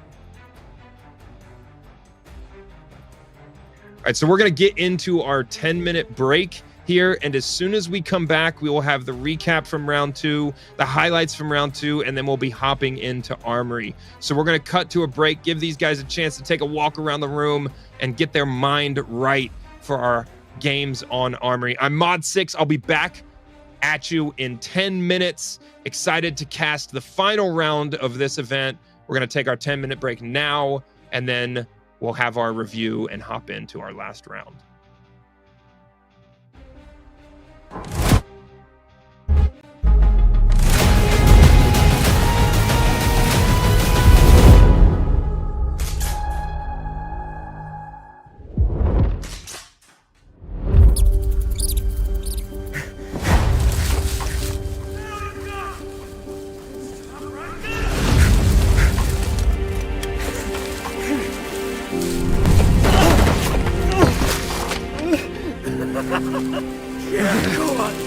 Don't waste your breath. Shit.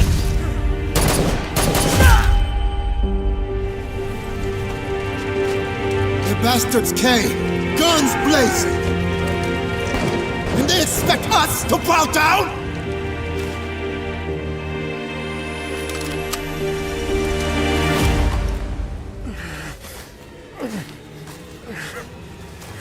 This? What you're fighting for?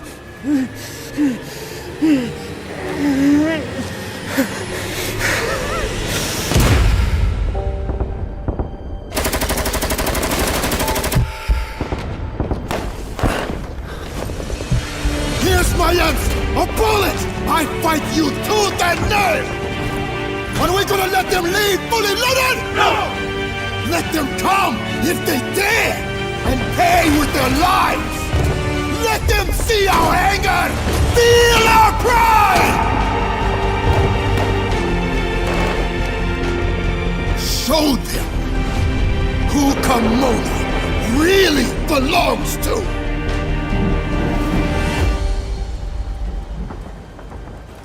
I will fight for her until the end.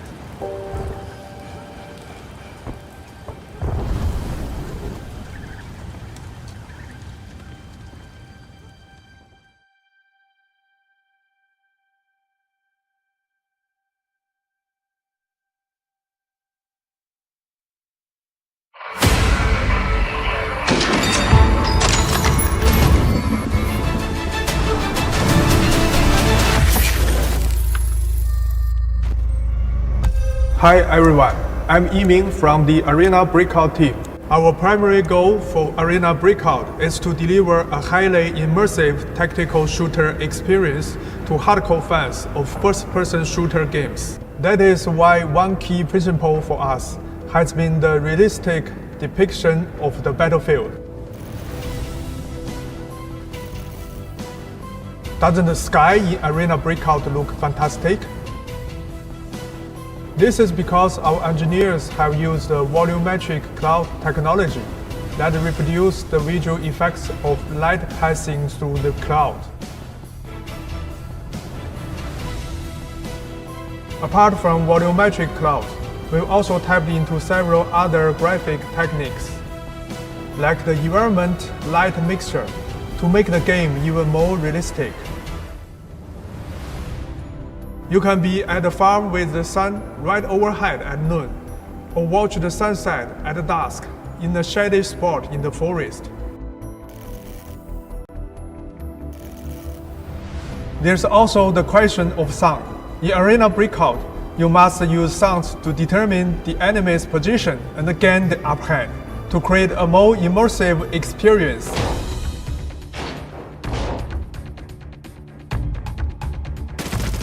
We've developed an audio visualization system that displays the location of sound relative to your position. When you are playing, a bigger audio pole and clear lines means the source of the sound is close to you. However, not all sounds can be detected by the system. Some sounds, including doors being opened by the enemy, looting a container, or opening a safe, won't be detected by this system. We want audio visualization to benefit mobile players and provide a comparable experience to what you will find in console and PC games, without sacrificing the importance of developing listening skills in the game. Weapons are another critical aspect of any shooter game. Each and every firearm in Arena Breakout has been designed to be true to life in terms of how they look, how they fire, and the modes available to them. You can mix and match over 700 weapon modes and apply your choices to more than 10 weapon slots to forge the weapon that works best for you. The combinations are nearly limitless. We all know that realistic gun feel matters greatly to tactical FPS players. This is why we've spent a lot of time figuring out the best ways to replicate how a firearm feels. Take a weapon recoil, for instance. We broke it down into its components, such as shake, the lifting of the muzzle, the backward movement, and work on this one by one in order to deliver a truly realistic recoil experience. Wanna guess what's coming?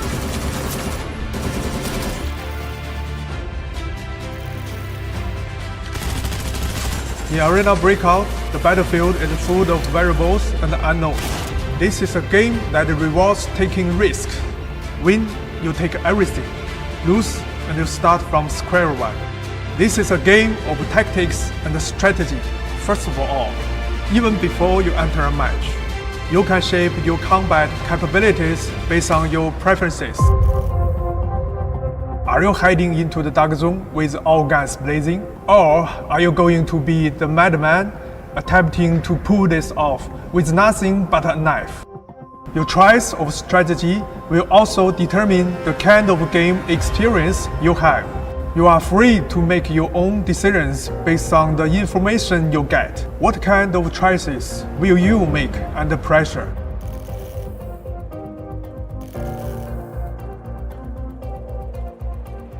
We've also taken great pains to make great maps. I will use the formula, a map most players should be familiar with, for an example. This is the first map we created for Arena Breakout to create a map that is full of interesting tactical space. We first laid out different zones in terms of value. We placed points of interest across the map to vary expected gains, risk, and travel time. These POIs also interact with each other to form the distinctive landscape of the farmland. A map like this makes for a highly dynamic and immersive experience as players engage in both a battle of skills and strategies. A battle that requires them to contend with the changes that occur in the field, and the emergent interactions between players with different skills and gear. I want to let you all know pre-registration for the game starts now worldwide, and we hope to officially launch in very near future. It's time to shoot and loot. Hi everyone, I'm Yiming from the Arena Breakout team. I'm the producer of Arena Breakout here at MoFan Studios. I started out in the industry back in 2004, working on console games like Killzone Shadow 4 and Ghost Recon. For those who don't know, Arena Breakout is a first-person tactical shooter game. It's been 3 years in the making, and our goal is to develop a next-gen FPS game for mobile. In Arena Breakout, the objective is not to be the last one standing. Instead, shoot and loot is at the heart of this game. You grab your loot, then make your way out via the extraction points on the map. That's how you win the game. The dynamic and the immersive experience in Arena Breakout comes from the changes that occur on the battlefield, and the organic interactions between players of differing skill and equipment levels. This is what makes Arena Breakout a unique experience. In July of this year, we launched globally and welcomed millions of players to experience Arena Breakout. Now, I would like to announce that we are going to have our latest season update in October. Join us in Season 2 of Arena Breakout. We will release a brand new map, the Port, where players can explore the Guayapo Space City, once the largest naval base in Cremona. This is where players will find action-packed urban warfare in the streets. We will also bring you a host of new firearms, including assault rifles, shotgun, and a revolver. I know this is exciting for all the gunsmiths out there. Last but not least, the anticipated Storm Warning mode is about to debut. Take on other players and fight Ajax and Plero in foggy weather. Try equipping a tactical flashlight and enjoy a totally different gunfighting experience. Finally, I look forward to welcome all of you to the world of Arena Breakout, where a truly immersive and realistic battle experience awaits you. It's time to shoot and loot.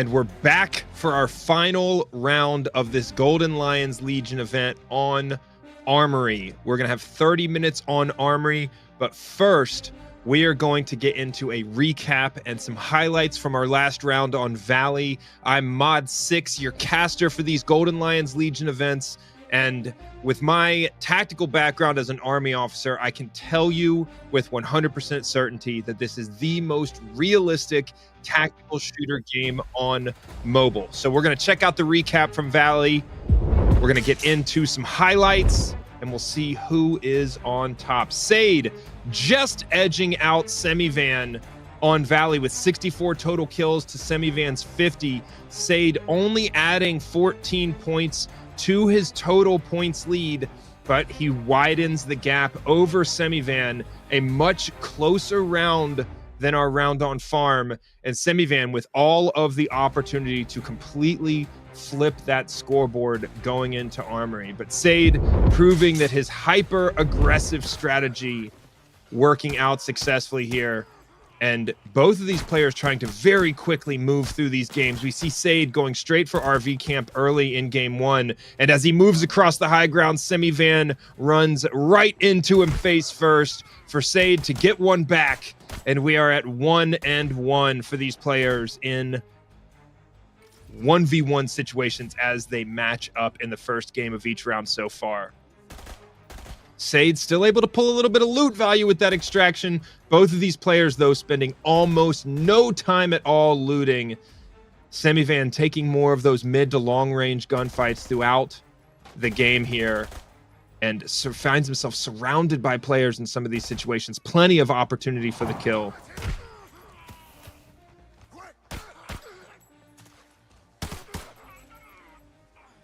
SADE with his hyper aggressive style, taking so many close range gunfights, even on Valley, and an opportunity to run right into this boss squad. While these bots are only 1 point per kill, there was a TAC Ops team on the backside of Villa that gave him the opportunity for 10 more points. And SADE in his final game able to take that RV camp extraction. SADE looking at that TAC Ops squad that just got caught completely on their heels. And sorry, that was his final game where he's able to take the rowboat extraction on the side of the beach. SEMIVAN in his last game, able to add a few more points to his kill total and dies to his own grenade and able to get off the map in time. An exciting round on Valley, slightly slower pace than we saw in the first round on Farm, but getting into Armory, we are going to see that ramp back up. And so we'll see our total scoreboard points total here in a second, and we're just about ready to get into the games on Armory. So as soon as we have an opportunity, we're going to bridge over to those games on Armory with, again, 30 minutes on the timer. 30 minutes on the timer. We've got our second set of codes ready to go for you so that we can you can get in the game, redeem these codes, get those higher level armor, ammo, weapon bundles, at least level 4 in there for you so that you can get into these games and try some of these tactics. First come, first serve, so you've got to be quick, and we'll have 5 more again at the end of the event. So get into the game, see if you can redeem one of those codes, and you'll have an opportunity to get some free loot. So anyway, we should see these players in Armory here pretty soon, and it will be action-packed because both have demonstrated the most hyper-aggressive tactics we've seen in any of our events up to this point. SADE with so many close-range gunfights, both players flowing through the gunfight, moving very quickly across the map. Armory, one of the smallest maps in this game, but packed, high-density opportunities for those gunfights with guards and bots everywhere, and an expectation that there are fuller teams, more multi-person teams, fewer solos that have better gear. So we'll see if that threat affects these guys slowing down their movement speed or not. But as we transition here, we're going to get into the game here pretty shortly with these guys on Armory, and excited to see how the pace of play goes.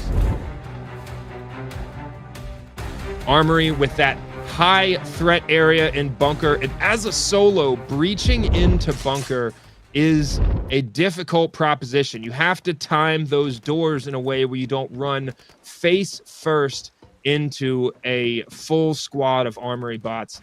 Now, SADE with 250 total points and SEMIVAN with 193. He's got 57 points to close the distance. That is only 12 player kills, and we have 30 minutes for him to do it. SADE now moving quickly. One broken body part.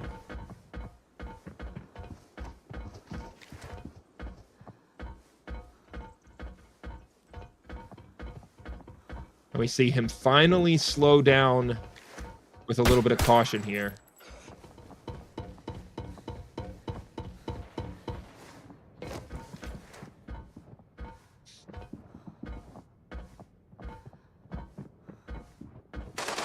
SADE now cautious, trying to pick the right angle.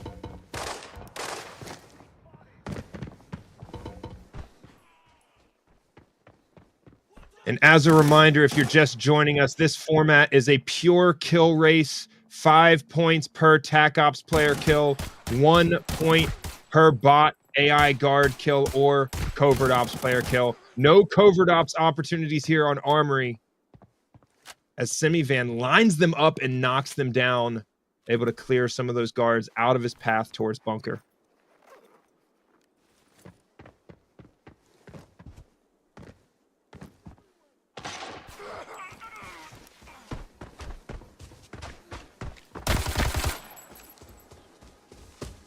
SADE now attempting to pick up the pace and flow across this map, not being slowed down by the gunfights.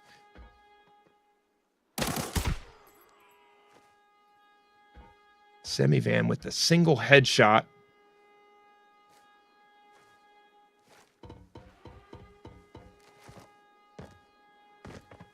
Sees a target in the distance on the high ground, but elects to continue to move forward.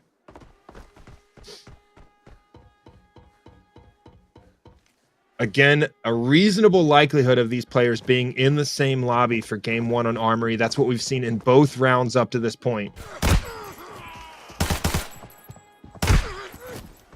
SADE now much closer to bunker.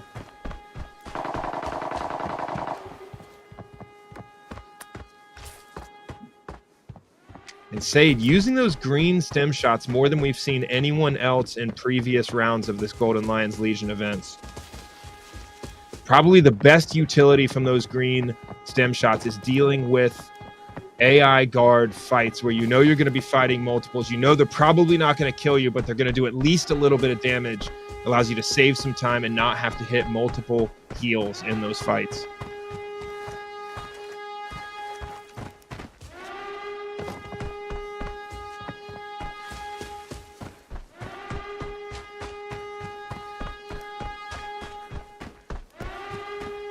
Now, it looks as if SADE and SEMIVAN both have heard the alarm for the bunker breach, but neither of them have made their way all the way to bunker to activate one of those doors yet. So both knowing that they've got to be cautious as they approach bunker with the high likelihood of another team there. But also, if you're not first to bunker, it could be a disadvantage in losing the opportunity to get all of those bot kills inside of that bunker.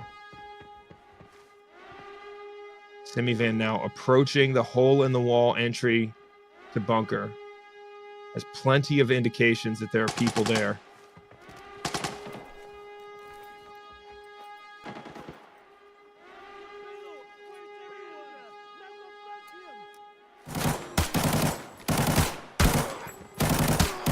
SADE now taking more damage. Finally downs that guard. Magically hasn't broken any more additional body part.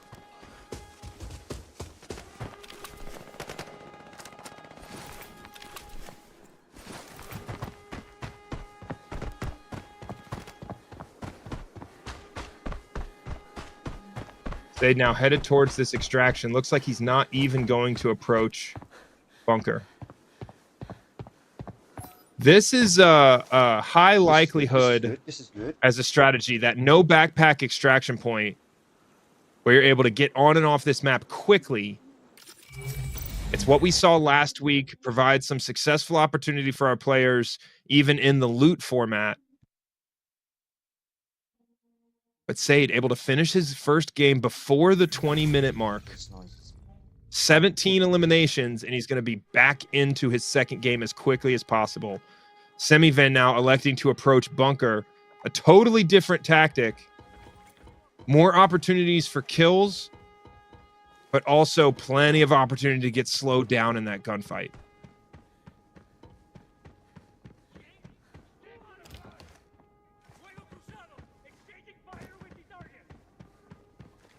The door already open. Guards already down. Takes some damage in that gunfight with a broken left arm. Plenty of footsteps inside the middle of bunker here. And he goes down, shot in the back. Gets off the map quickly, though. Those kills will count.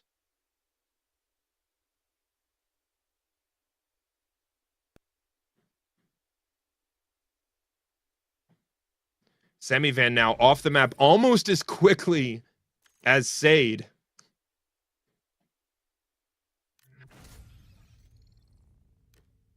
$14 eliminations, fewer than SADE in his first game. He's going to need to pick up that pace. We see only one TAC Ops player on that list. That is sad. SADE is gonna die. SADE now successfully extracting after game one, queuing back in, getting into his second game. Likely going to be able to start that game with more than 20 minutes left on the clock. Getting 3 games in on Armory would be a huge advantage here, especially if he runs into a few TAC Ops teams along the way.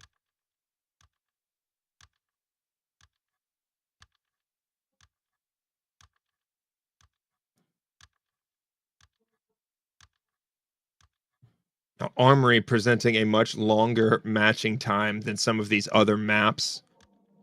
Definitely going to cut into the overall 30 minutes that both of these players have.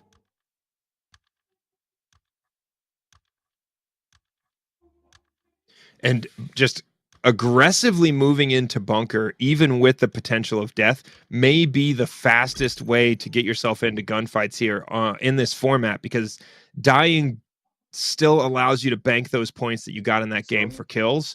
And so just sprinting towards that gunfight and completely avoiding the 3-minute extraction timer by just planning to die could be a viable tactic. We'll see if that's the tactic SEMIVAN has chosen to go with. The second game should tell. It's clear that SADE is going for the no backpack extraction and just trying to clear the field without approaching bunker on the way there.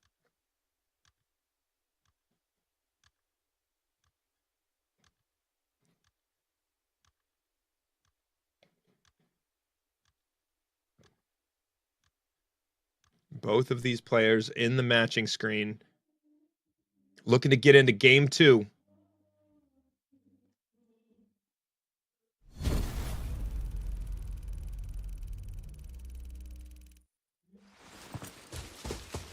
Oh, I didn't repeat my own. Both players now queuing into their second game. Immediately hits the red stem on the sprint. Just over 19 minutes left. That is likely a team. SADE immediately closing the distance for his first PvP opportunity.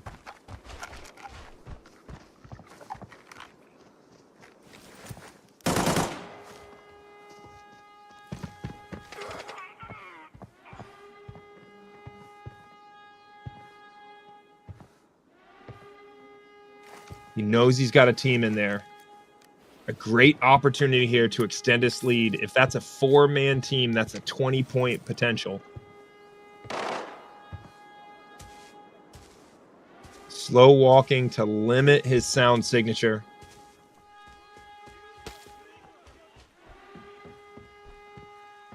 SEMIVAN now hears all of the footsteps.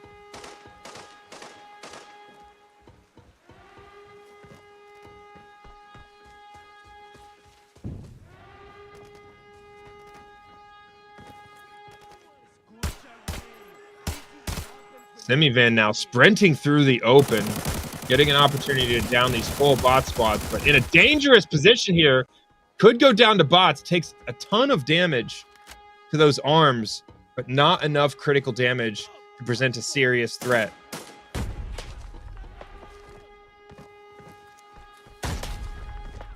SEMIVAN, his tactics clear. Dangerous, high risk, high reward. Sprint towards bunker.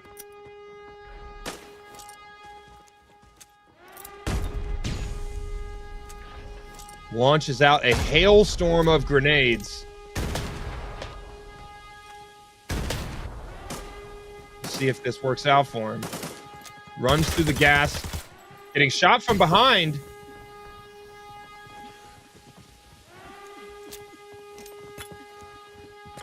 Bounces the grenade off of the light post.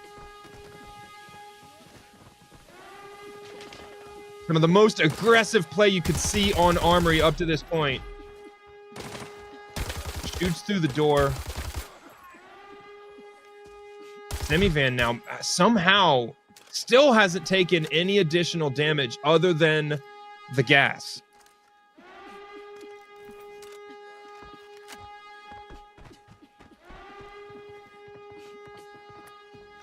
SEMIVAN's hyper-aggressive strategy so far working out for him. That green stem again. We've seen both of these players. He jumps the corner, takes a ton of damage, but looks to have won that gunfight, downing the opposing player. SEMIVAN now all over the entry points to bunker. Looks like he knows how far back he is, and he's trying to do something about it.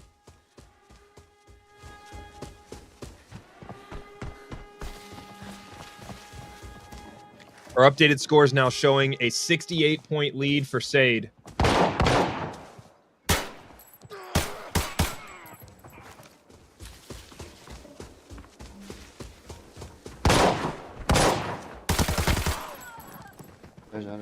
SADE's still alive as he moves through this gunfight.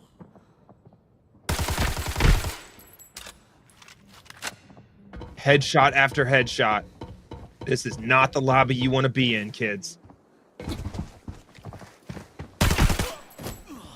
Don't tell him that. Use it. SADE unstoppable right now in this gunfight, downing bots and TAC Ops players alike, and SEMIVAN with an ultra fast extraction from game 2, able to hit that extraction point before the 15-minute mark with a 3-minute and 48-second game.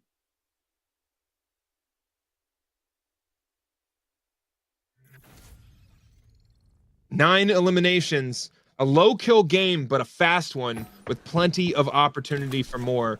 SADE now also on the extraction point for a very quick game 2.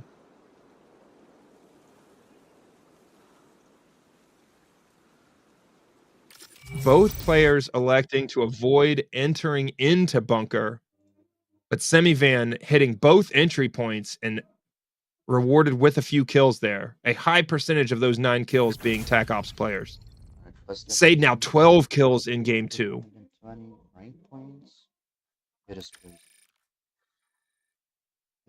Multiple TAC Ops kills in that game as well. Look at that list. A huge points game for SADE. Seven player kill. Wow. Like 5, 6, 35 points in that game just from TAC Ops kills. SADE doing everything in his power to continue to extend that lead, but SEMIVAN with that quick game giving himself an opportunity.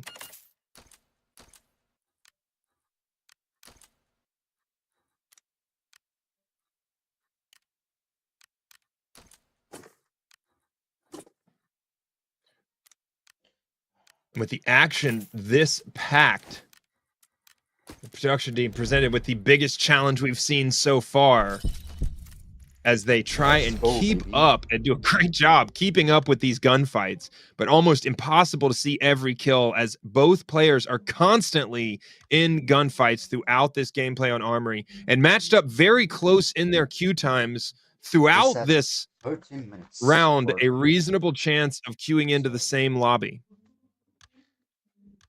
It is so hard to.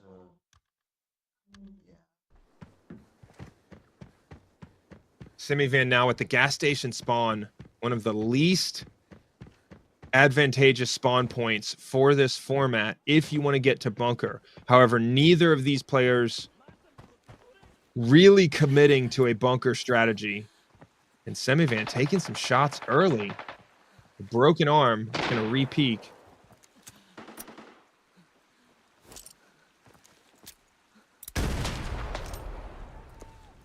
Electing to get as much utility out of these grenades as possible. We've seen SEMIVAN throw quite a few of these in this round.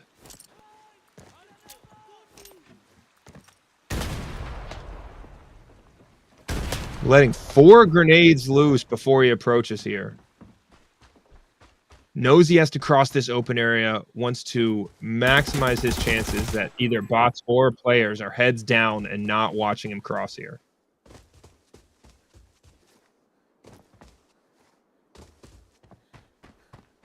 Wrapping around to the left.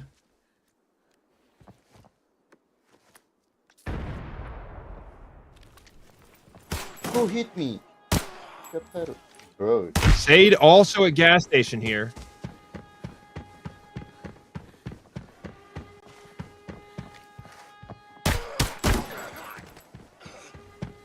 Continues to push with this hyper-aggressive style, even on Armory.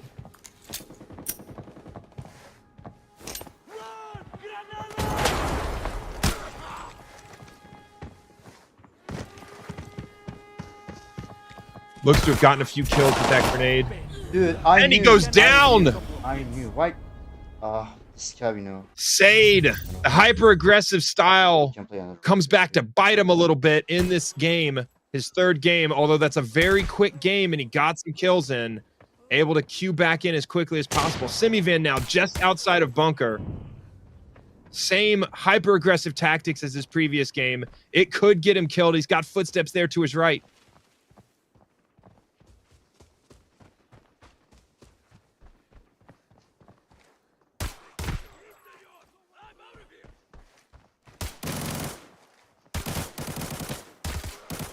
This bot squad lining up nicely for him.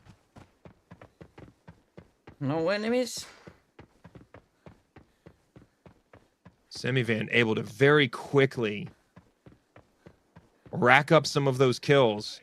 Looks like he may decide to go for bunker again.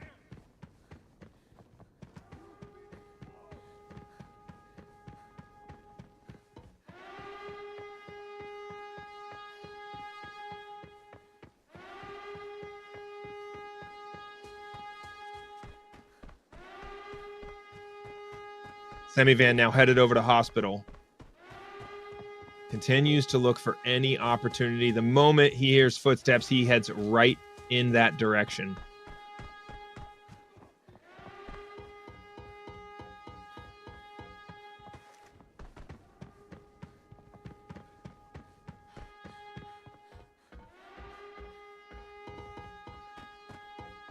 This entry point being activated. Waiting to be able to enter bunker is a calculated risk here. As once he's cleared the area, he is not, he's not presented with a lot of opportunity for kills while he waits. And he immediately gets sniped. Oh, no. A dangerous position in the open. Both of these players feeling the pressure as we go under 10 minutes left in Armory, both with the hyper-aggressive style. And it shows where the risk is there in that style as he goes down 7 eliminations in that game. Almost all militants potentially falling behind with that death. SADE now with 319 points.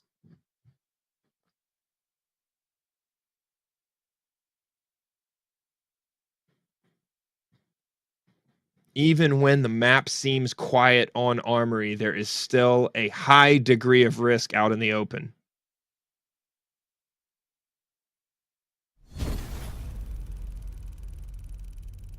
All right, let's go. SADE now back on the map.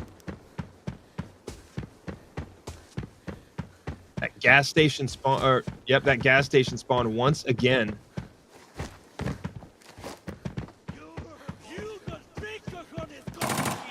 The most exposed potential route towards the gunfight here. This is not a position you will see people in often.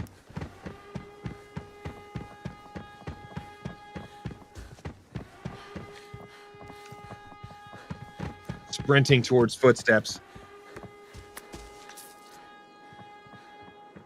8 minutes.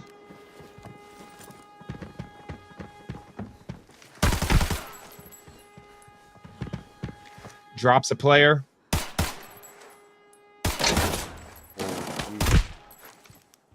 A game of millimeters and gets the headshot.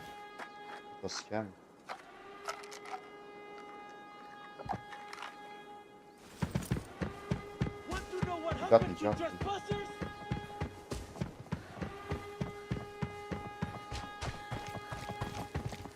They immediately look to get back into the fight.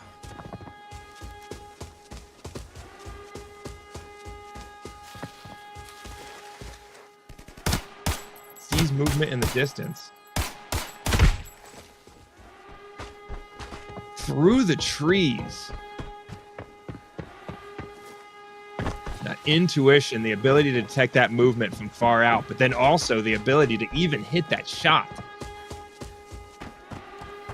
Any mid to long range kill you get on Armory is an advantage because you will be presented with far too many opportunities for a close range gunfight. SADE finds another player.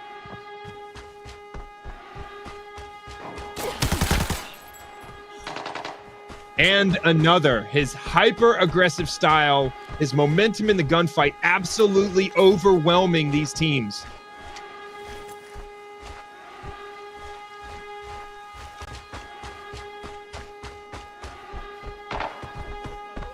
Hits the green stem, but ignores that broken limb.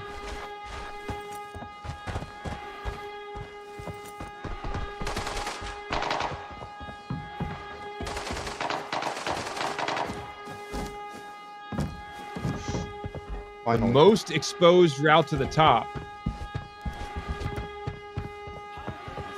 SADE with complete disregard for his safety. You don't need armor if you kill them before they see you.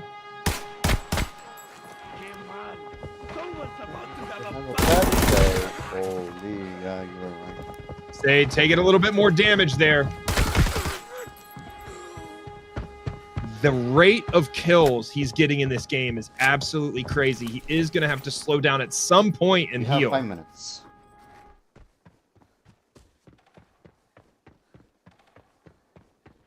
Less than 5 minutes now left in this round. Neither player slowing down at all towards the end.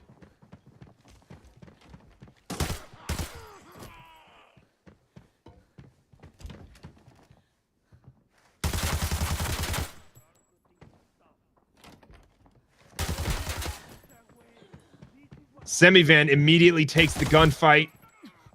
Has the player backed into a corner. Broken leg here.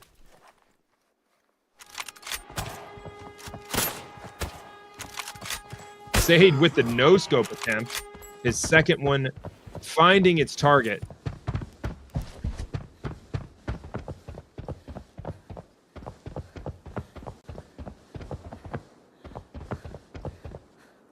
Both of these players now with 4 minutes left. SADE having extended his lead so far. Big gunfight near bunker.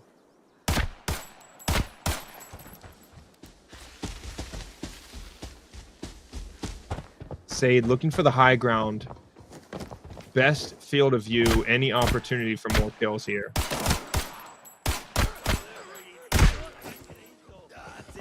Downs all three.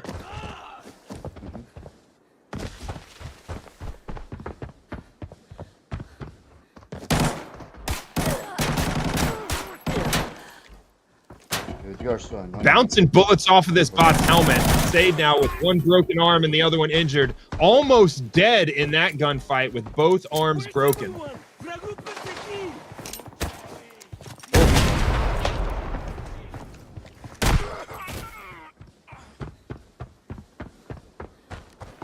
SADE, near perfect intuition on where these players and bots are going to be. Again, maintains an impossibly high rate of kills in this game.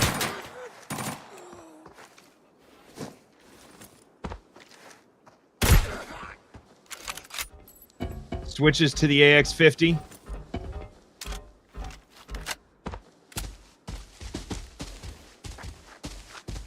SADE now, both arms broken, completely ignoring that. Just constant painkillers. 2.5 minutes now left.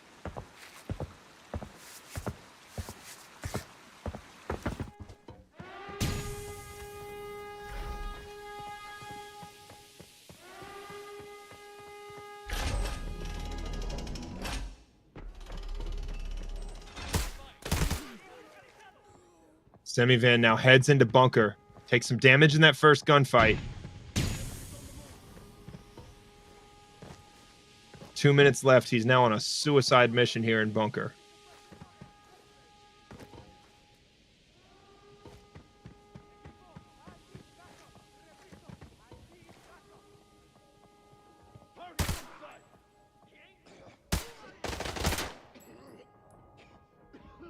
Taking a tight angle here to minimize his risk and exposure.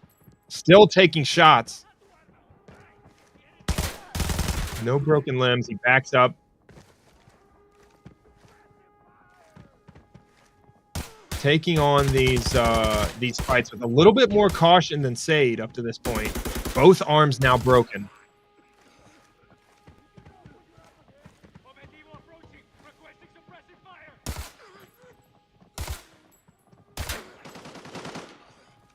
Clearing out nearly all of the threats in Armory from this single position.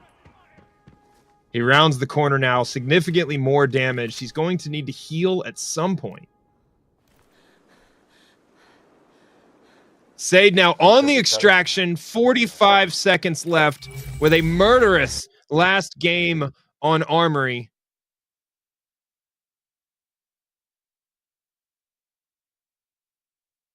Waiting for that kill count. This was the last round. 22 eliminations for SADE, potentially putting himself completely out of reach as you see the number of TAC Ops players he's able to kill there. SEMIVAN now in the final seconds of this round, looking to eke out every single opportunity to close that gap.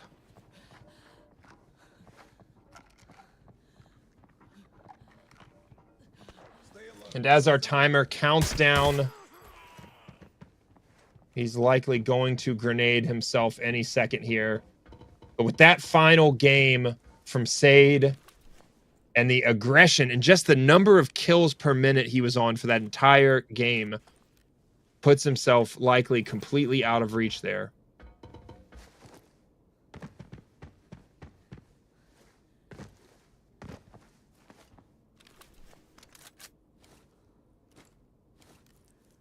And coming out of this game at the end of our timer, we're going to have a chance to get our final score update, but SADE with the crazy pace through those final few gunfights in that last game, the most aggression we've seen on Armory at any point in this event, looks to have put himself out of reach. We saw over 300 points on the board going into that final game. SADE putting on a show here at the end. Armory is where that crazy opportunity is. You saw him nearly double his points count in the final round, and SEMIVAN with a similarly aggressive strategy, but not quite as apt to run into those 3-foot gunfights constantly. And that difference in pace being a major factor all the way into the final round and the final game. So as we get our highlights and our recap going here, we've got our final set of 5 codes coming up on the screen in a second.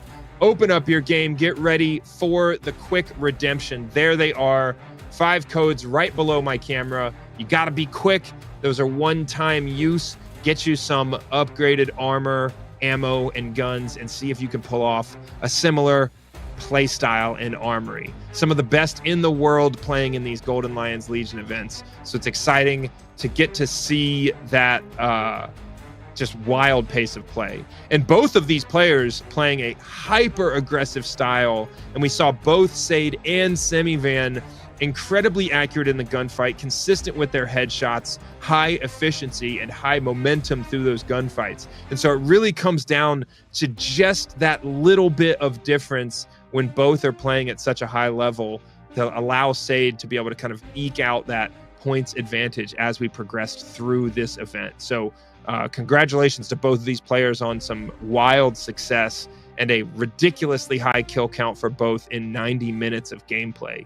I mean, these players averaging over 1 kill, potentially over 2 kills per minute, even counting the time that they're not in the lobby, that they're in between games, is absolutely crazy. So both of these guys putting on a show for the audience today, and we'll get a chance to look at our Armory recap here in just a second, as well as get into some of the highlights and get an interview with our winner at the end of the event. So excited to see some of these highlights. Crazy gameplay throughout our map on Armory, and looking forward to seeing the entire game wrapped up in that final number of points. Really, the thing that impresses me the most about these pure kill races is the speed at which these players can get into the next gunfight, right? It's all about maximizing your kills per minute throughout the time on that 30-minute timer, and both of these players absolutely pushing it to be able to get into the next gunfight as quickly as possible. So yeah, we've got them finishing up their streams, and we'll be able to get into an interview here in a little bit. We'll get our recap of the game as the production team calculates the final scores here and gets that ready, and then we'll see some highlights from Armory and some of that action-packed gameplay from both of these players. SADE and SEMIVAN going head-to-head in a pure kill race. And as a rules reminder, and the way the points are calculated is you have to get off the map by the end of the 30-minute time period for those points to count, but they count whether you die or extract, and it is 5 points per TAC Ops player kill, 1 point per Covert Ops player kill. And both of these players today, they had 0 restrictions on the loadout that they could bring into the game. So we saw a lot of grenades. We saw that high-level ammo, with SADE electing to use the M62 ammo throughout this event. And that gives them a huge advantage on those first couple of maps. But that advantage quickly is reduced to almost nothing by the time they're on Armory. So as we finish up here, we're going to get into some of these highlights, and we'll show you our final scores and our winner. I think it's likely that that's going to be SADE today, as that points differential just continued to increase throughout the end, all the way into the end of the event. SADE just having that little bit of advantage in his momentum and his aggression, but it forced him to win those gunfights at extremely close range. So let's take a look at our Armory game recap. Look at the points total.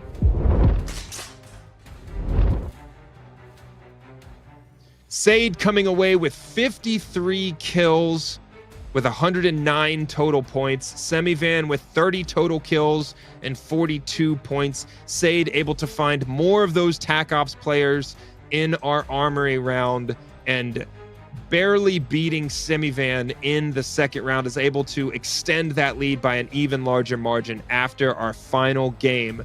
SADE coming away with the overall win. That's why you wanted to see him in this event. SEMIVAN putting on a show as well. And yeah, we're going to see some of these highlights from Armory here in a second.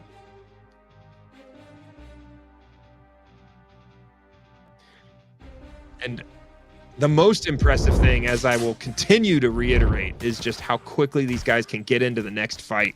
The number of kills per minute demonstrated here. In many cases, these guards lining up for SEMIVAN, giving him opportunities for quick kills. SADE consistently using that no backpack extraction point to get on and off these maps.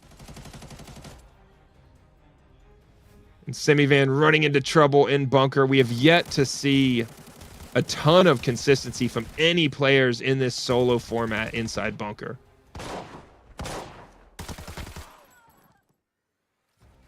And SADE able to close the distance with some of these TAC Ops teams and catch them completely off guard over and over again.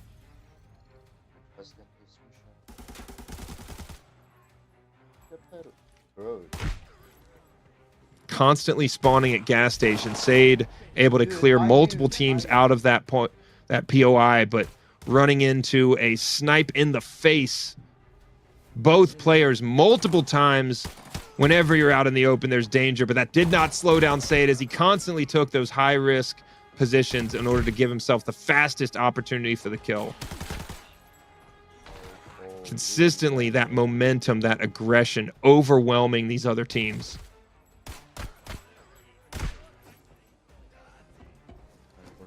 Armory, the first map where we saw SADE in some cases slow down and take them into a long-range fight.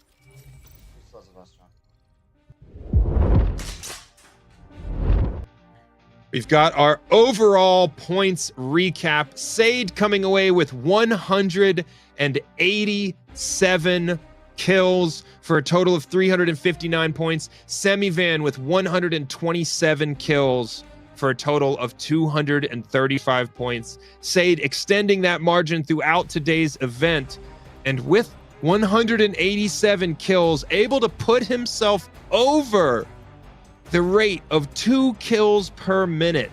Just over 2 kills per minute in 90 minutes of gameplay for SADE. He put on a show today, and we're going to get a chance to hop into an interview with him and talk to him about it here in just a second.